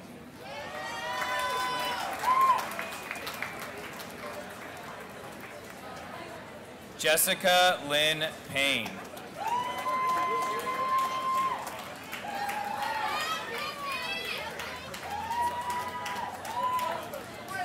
Brittany Kane Shannon.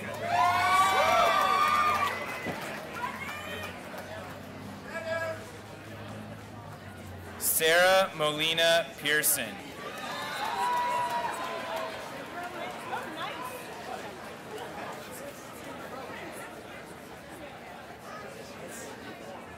Xiaoying Zhang.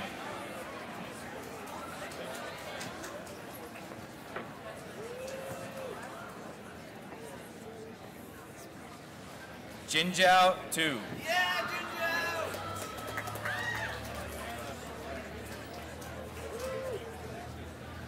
Alejandro Rico.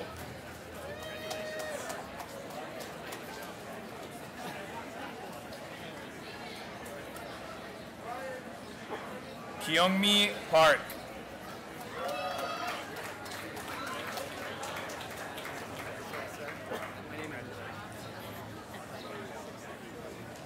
Jun Ho Yu.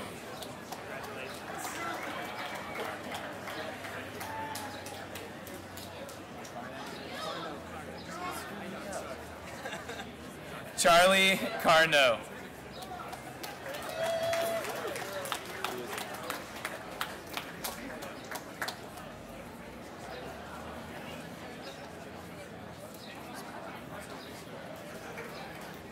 Let's have a huge round of applause for all the planning graduates.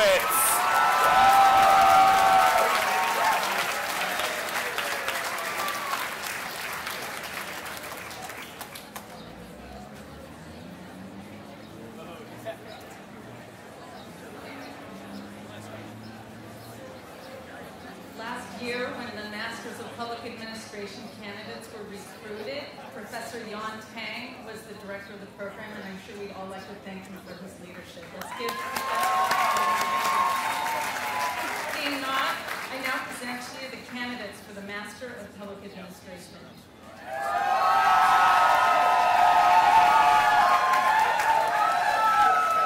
Ana Cecilia Artiga.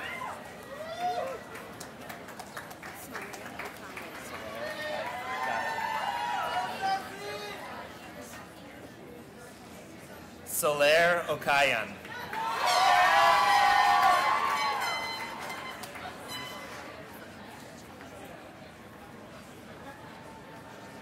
Grace Anna Chin.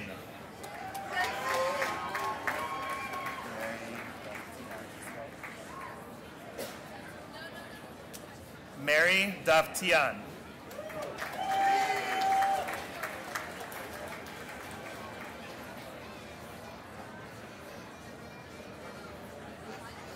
Jeffrey Donald Glenn.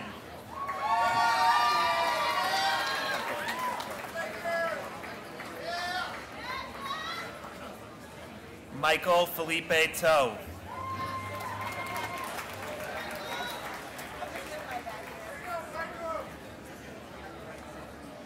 Clayton Glade Larson.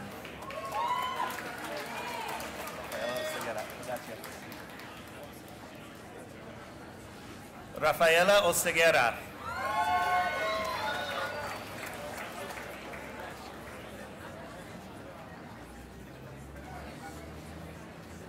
Maricela Rodriguez.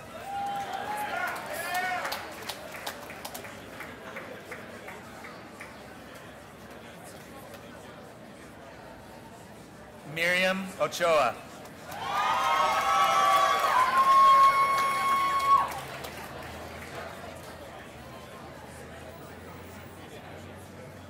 Selena Chung.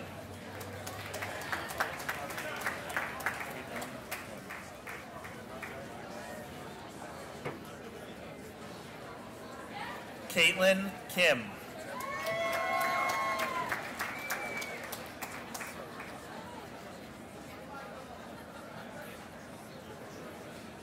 Roberta Gonzalez.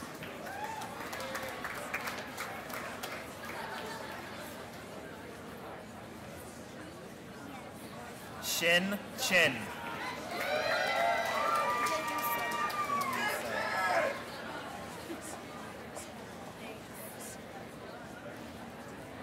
Jun Yu Sun.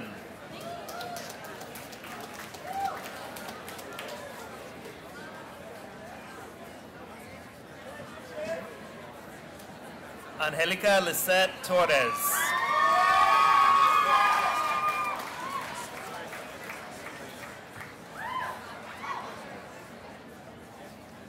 Justine Vanessa Johnson.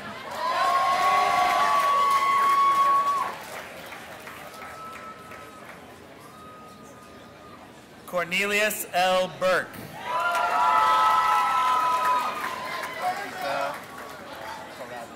Got it. Nikita Koradia.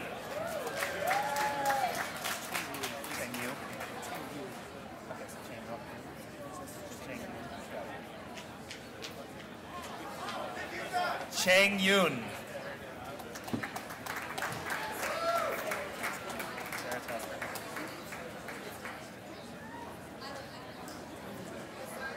Tara Tasker Hearn.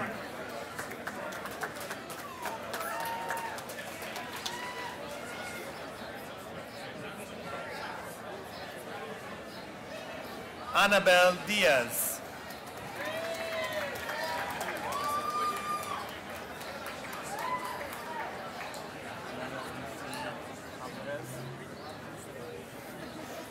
Emmanuel E.C. Alvarez.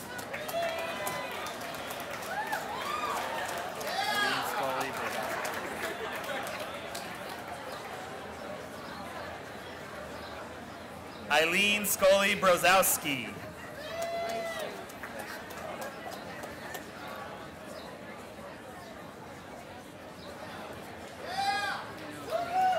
Lei Shu.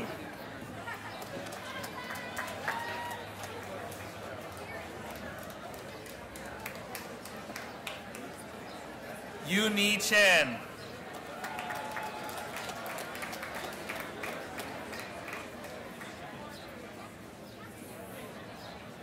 Brian O'Connor.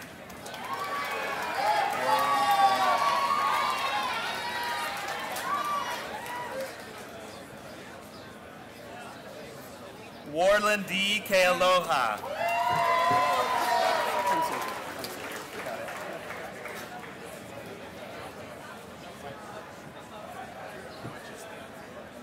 Max D. Hunsaker.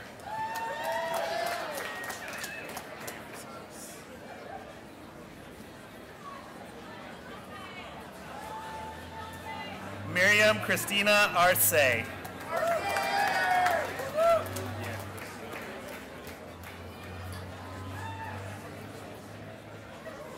Danny Nguyen.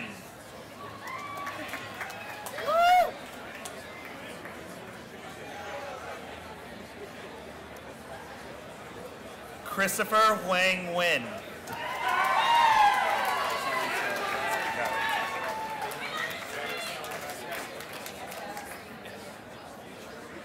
Chantel Johnson.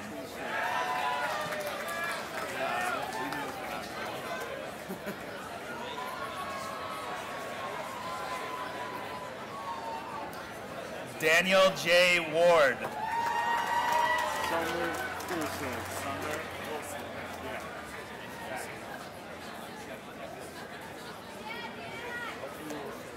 Sunder Golslov.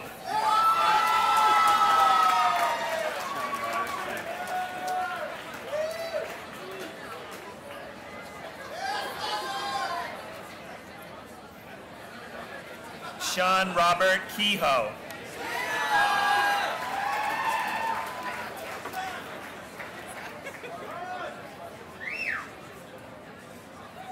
Melissa Renee Cowan.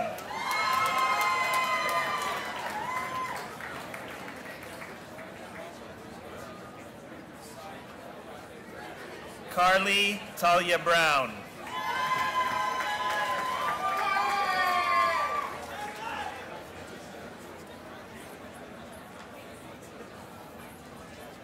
Samantha Michelle Pohl.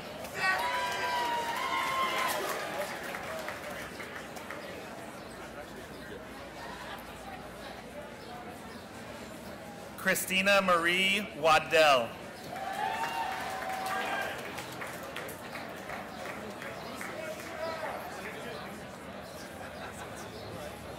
J. Michael Chapman.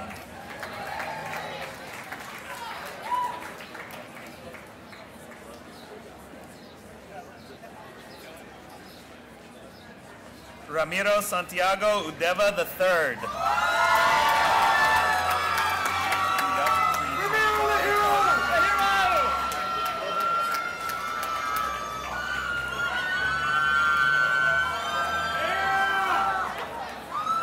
Prithinder Kaur Guman.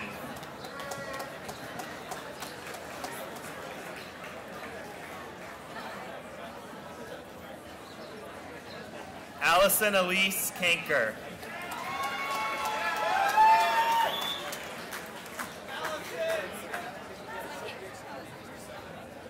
Peter Wright.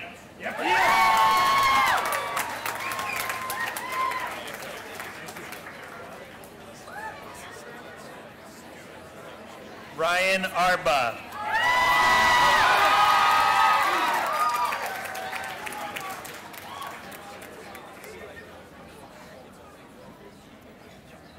Jennifer Ann Gruchis.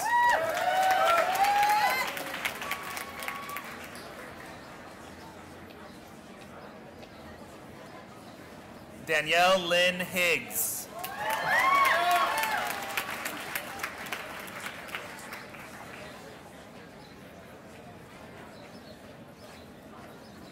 Cinnamon Louise Rackley.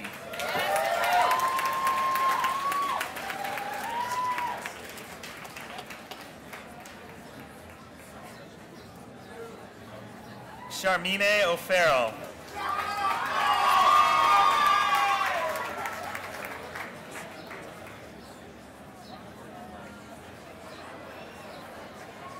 Alyssa Guillermo Newton.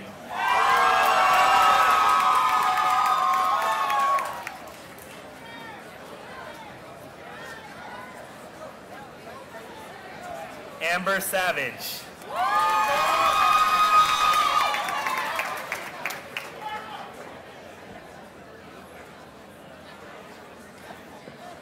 Jessica Ann O'Hare.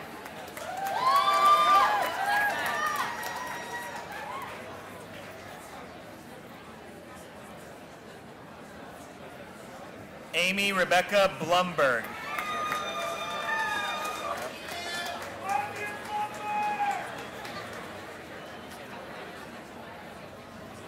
Strada Morris.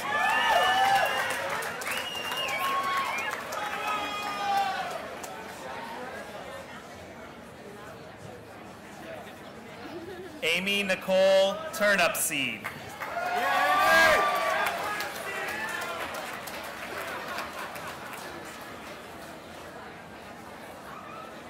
Christine O.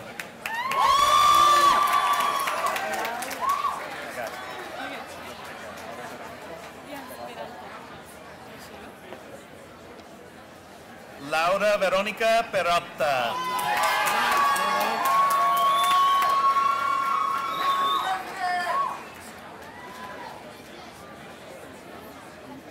Michelle Rodriguez.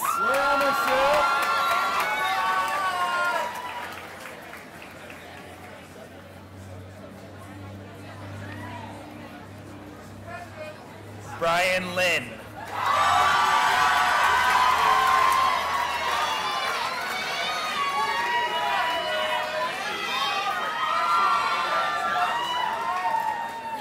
Matthew Michael Paul.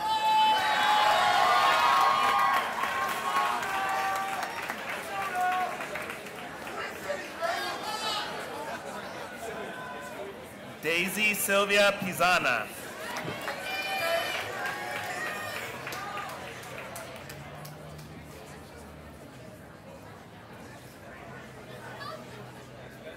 Carolina Salazar.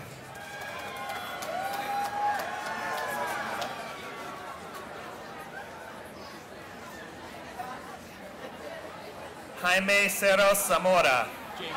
Jamie Ceros Zamora.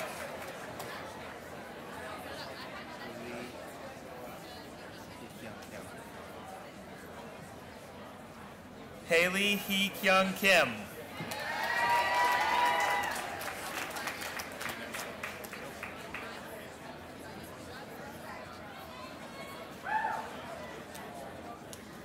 And let's give a round of applause to our MPA graduates.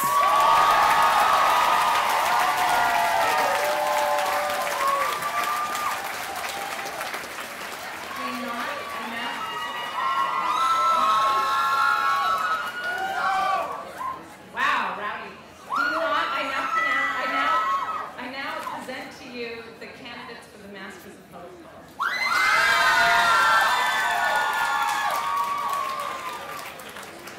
Catherine Junn.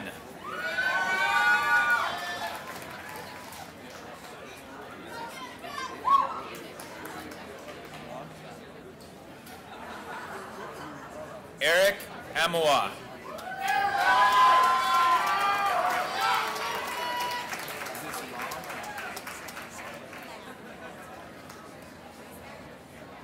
Maria E. Lamb.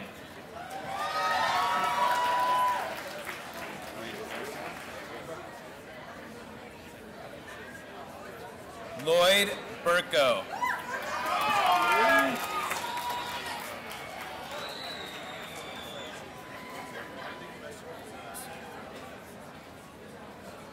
Josefina Campos.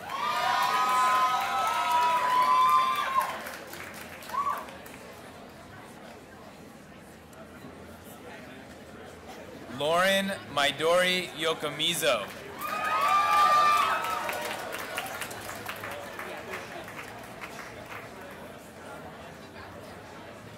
Kevin D. Good.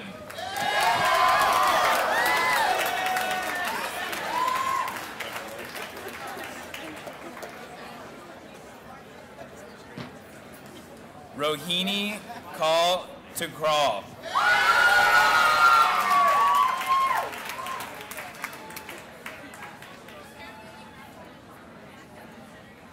Christina Jade Liu.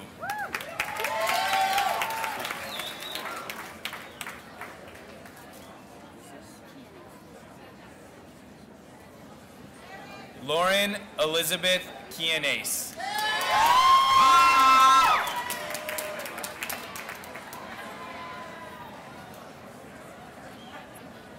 Nancy Romano Bailey.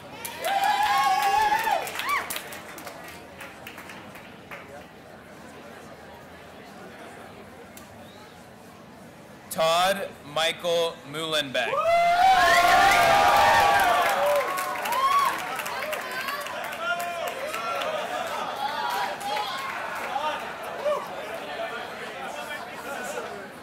Jennifer Alice Valentine.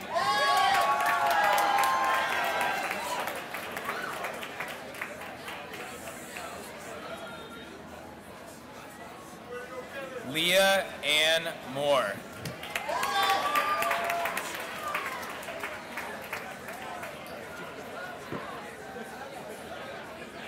Abigail Iris Goldstein.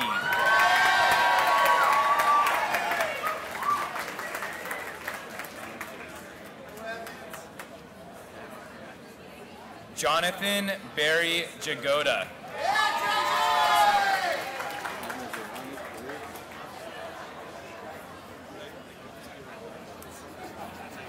Jaime Giovanni Carrias.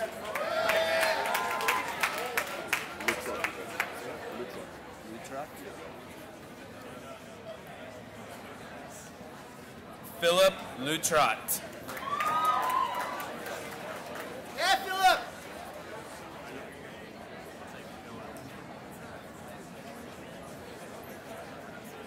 Nicholas Jepson. Yeah.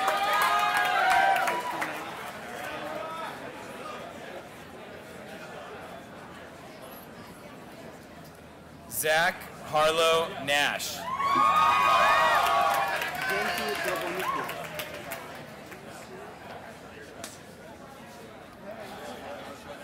Genti Jobanuko.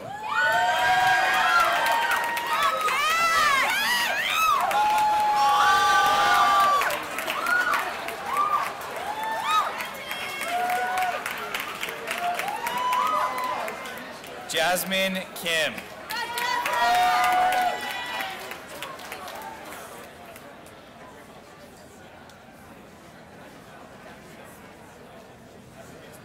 Kiran Elisa Hashmi.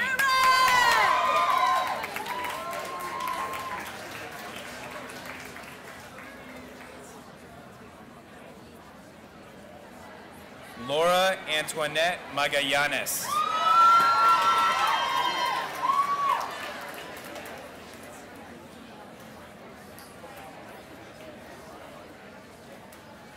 Gihe Yoon.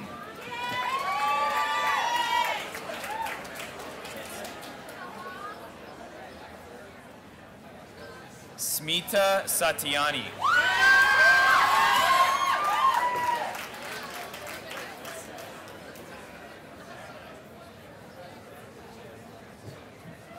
Osvaldo Peña.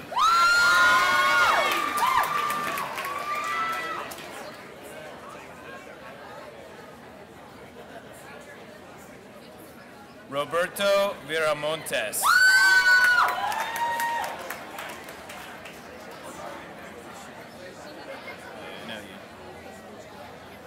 Yvette Shinahinian.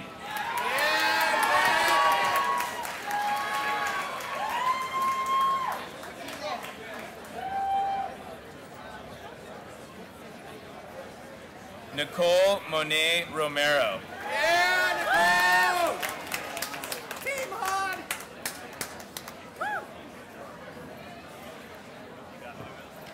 Ophelia Marie Medina. Yeah, Ophelia!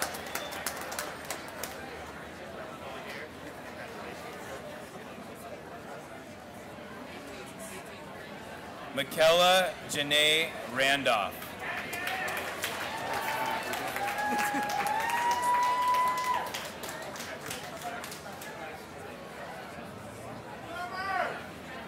Robert Toshiharu Fukamoto.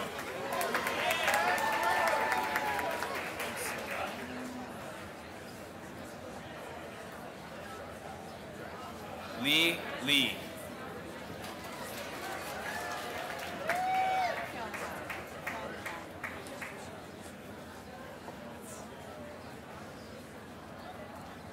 Hyungha Kim.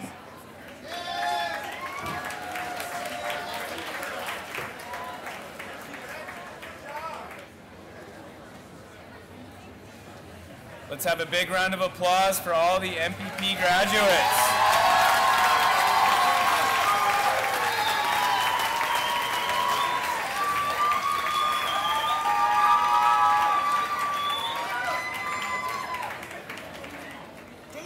It is with enormous pleasure and great pride that I introduce to you, that I present to you the candidates of the International Public Policy and Management Program, affectionately known as IPAM.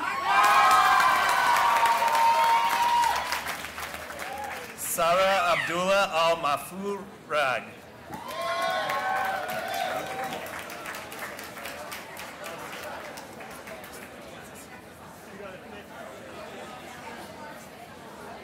Paulina Velasco Rodriguez.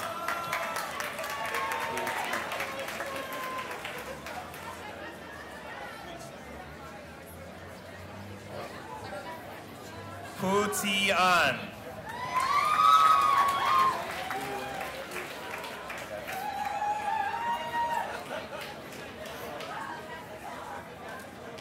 Lu Ruin.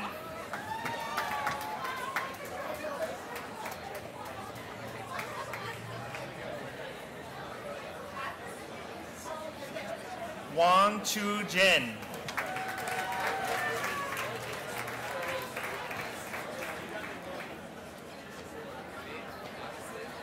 John J. Wah.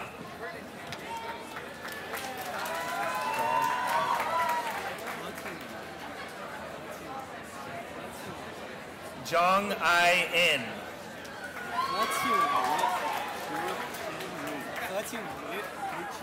Oh, okay. Hu Chin Rui.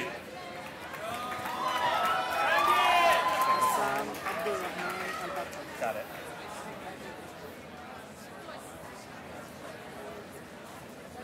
Bassam Abdul Rahman Albati.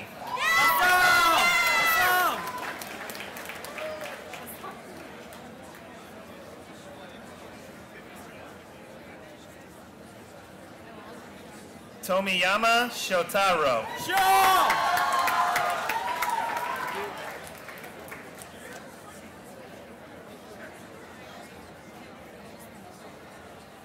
Liu Juin Lin.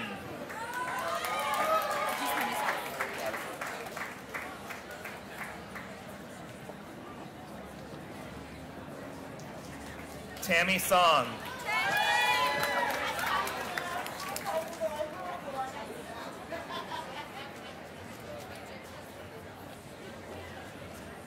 Song Xiao Ai.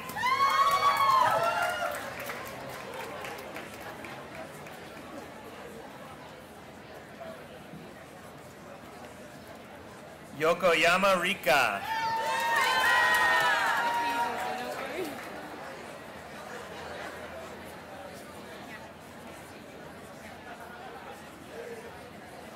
Nam Tran Lee.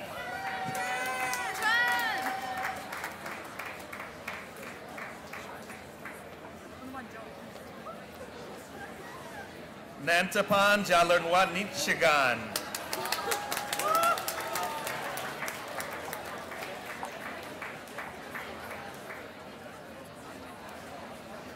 Wang He.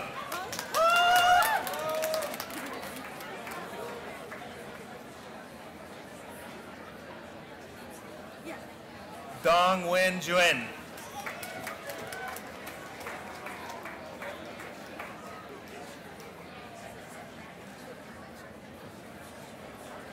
Piao Jiao Jing.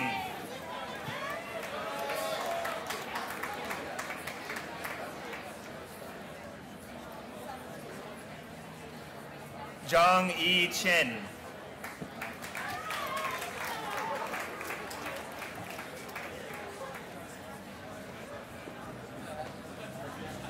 Zhuang Ya Ru.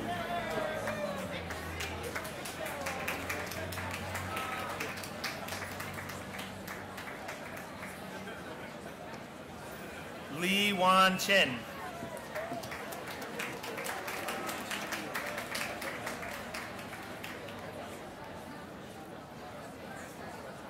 Lee Chung Yu.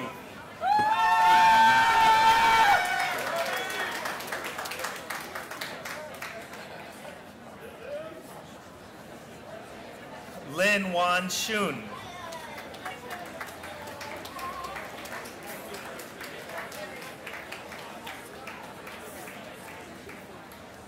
Liang Yutz.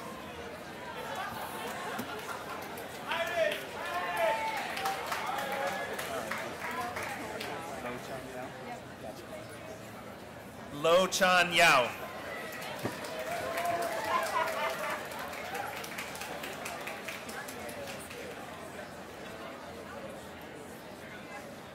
Tong Tong.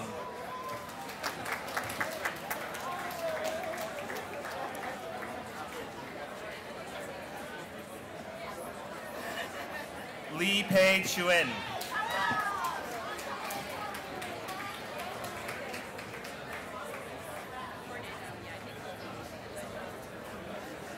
Liao Wan Juen.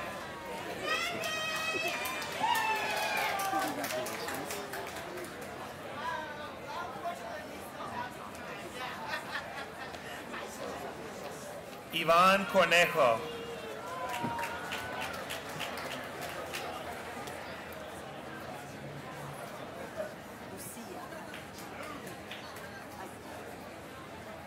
Kabir Singh Chahal.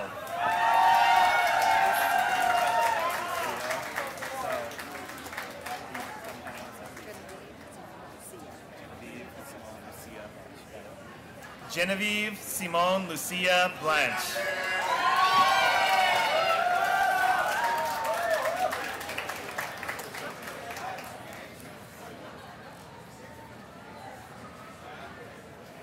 And let's give a round of applause to our IPAM graduates.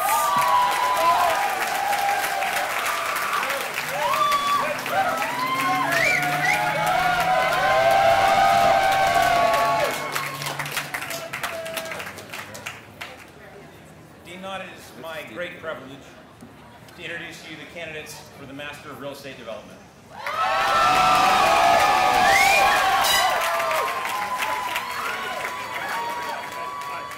Matthew Stephen Hood.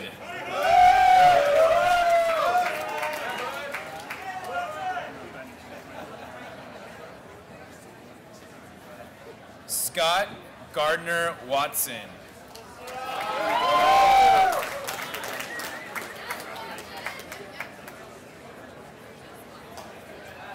Michael John Tornabeni.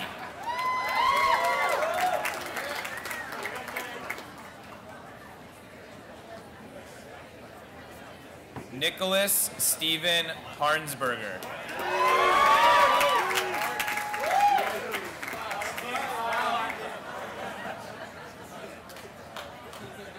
Adam Mitchell Weinbaum.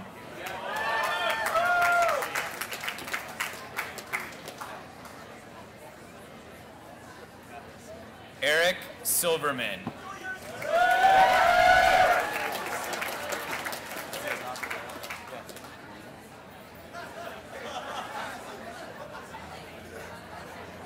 Puria Raphael.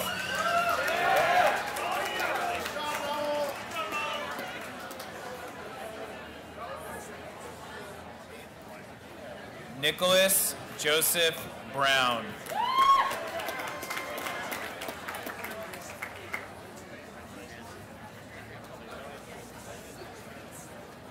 Brendan Michael Leiden.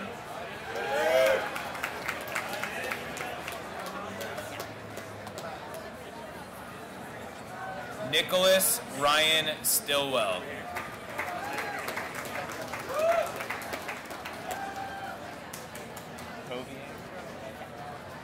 Donald Poviang.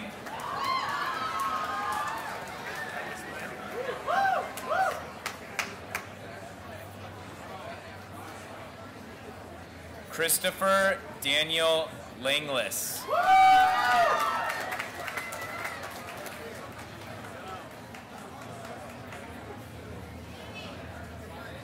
William H. Vogt, Jr.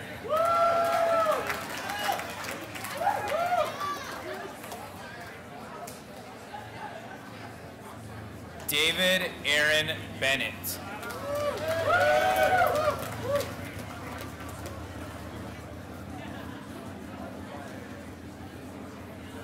Ivan Jimenez.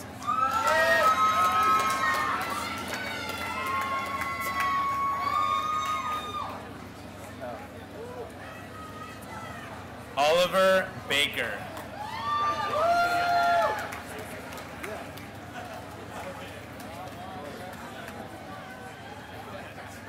Gordon B. Harris.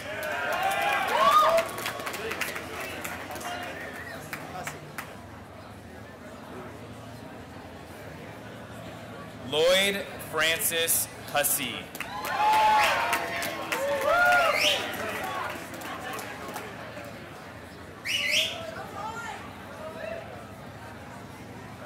David A. Mirharuni.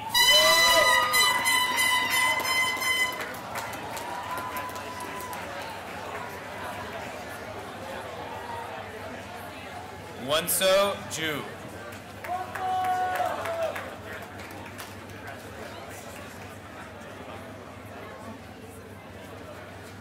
Kyung Hwan Jang.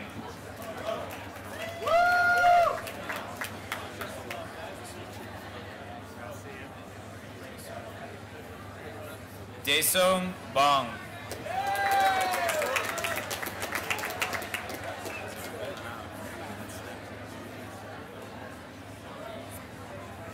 Adam Lev.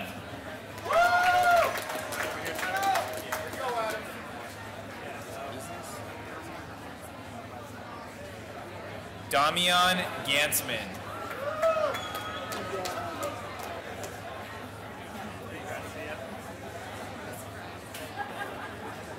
Igal Azrin.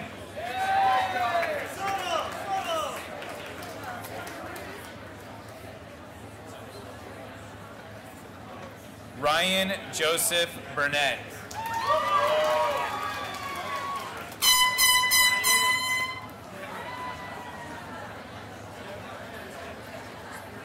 Scott Mason.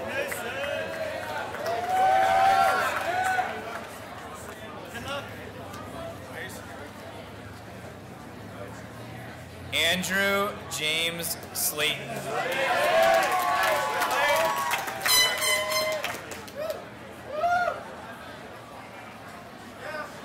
H. Justin Stafford Wilson.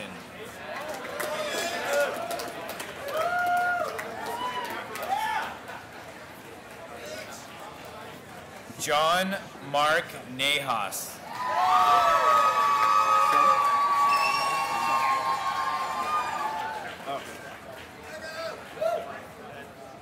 Jonathan Shum.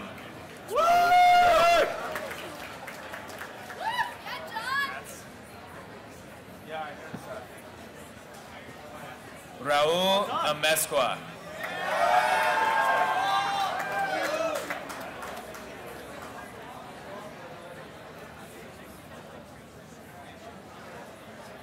Gregory Hamilton Lieber.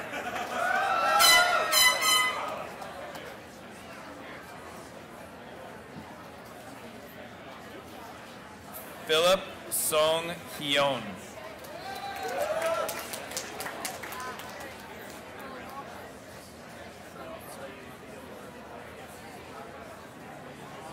Samantha Ariel Rotstein.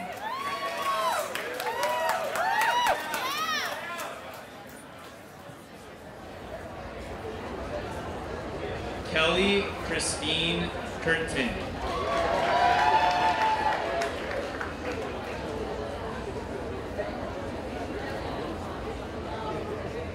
Maria Margarita Flores.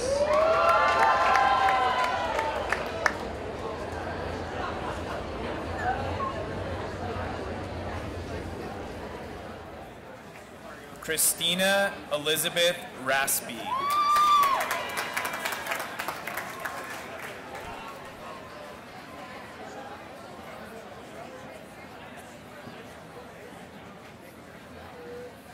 Michelle Marie Perez.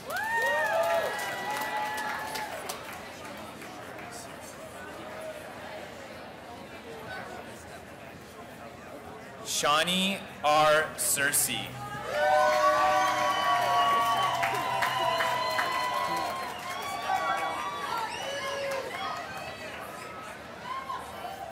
Chrisette Carter.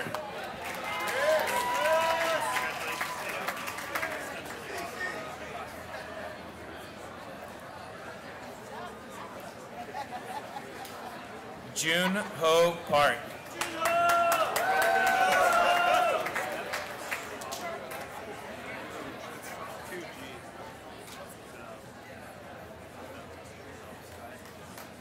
Shi-Young Lee.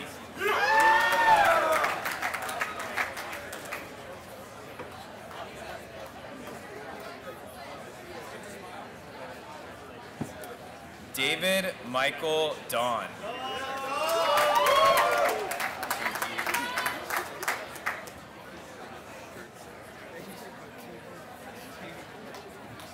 Tuji Chang.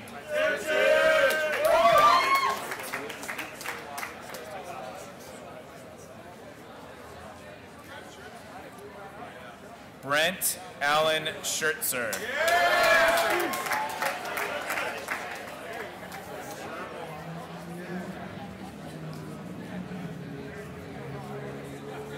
Ryan Robert Sherbel.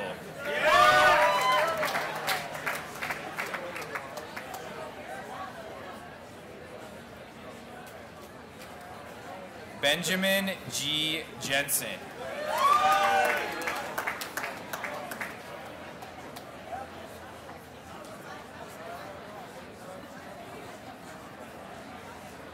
William Vernon Putnam.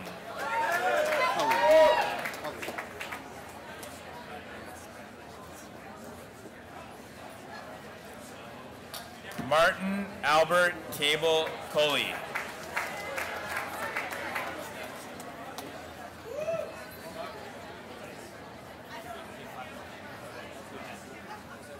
Nathan Warren Stum.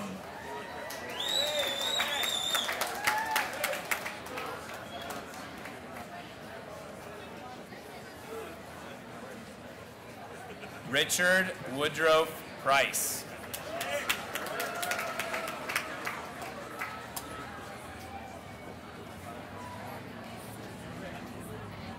Marcus Radin Goodwin.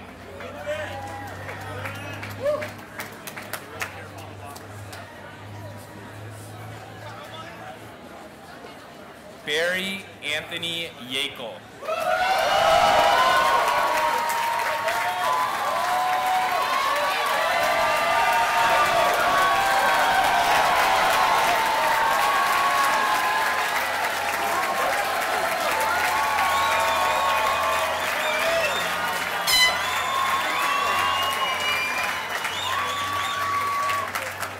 Let's have one more applause for all the MREG graduates.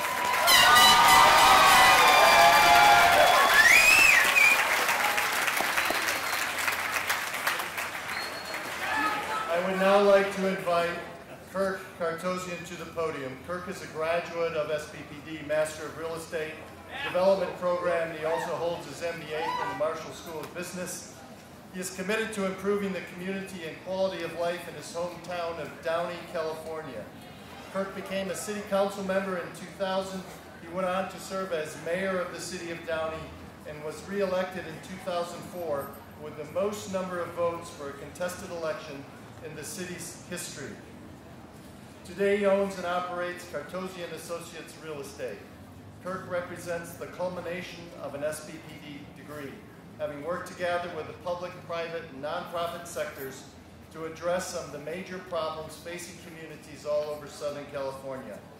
He is a tremendously talented and multifaceted person, and we are proud that he is leading our Alumni Association as its new president. Please join me in welcoming Kirk Kartosian.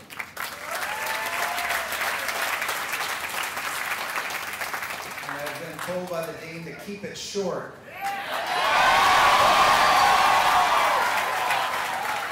Thanks for having me be the last man standing by them here and the rest of their lives, Dean. Yes, this is the obligatory Trojan family spiel, but with a little bit of a twist, and I will make it short.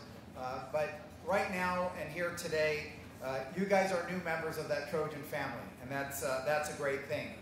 And there's a very incomplete cliche in American spoken English, which is, it's not who you know, I'm sorry, it's not what you know, it's who you know. See, I'm really trying to speed up and I'm blowing it, Dean. And I think historically that's been a very common thing that they would associate with USC and the USC family, more about the network than about what the knowledge that was received here. And I'm not talking about recently, but dating way back, maybe this is a strong network. Over the last 20 years, present sample, I think, has changed that dramatically. And you guys now are prepared in the classroom and now ready to take advantage of a social network as well. Just having a social network without any preparation, you're going to fall on the doorstep when you have those opportunities. But that's not where you are today. You have that preparation from what I believe is the greatest school on the USC campus, the School of Policy, Planning, and Development. And I attended Marshall here too, by the way. But I can say that here. So I encourage you to stay a part of it, utilize the network. I see some of you already on your BlackBerries and iPhones going and joining our LinkedIn SPPD alumni page. I appreciate you taking my suggestion so immediately. But stay in touch. We need young talent. We need new minds, bright minds to serve back to the network with knowledge, not just with a bunch of names in your portfolio and in your contact databases. So with that, I say congratulations to the class of 2010. Fight on.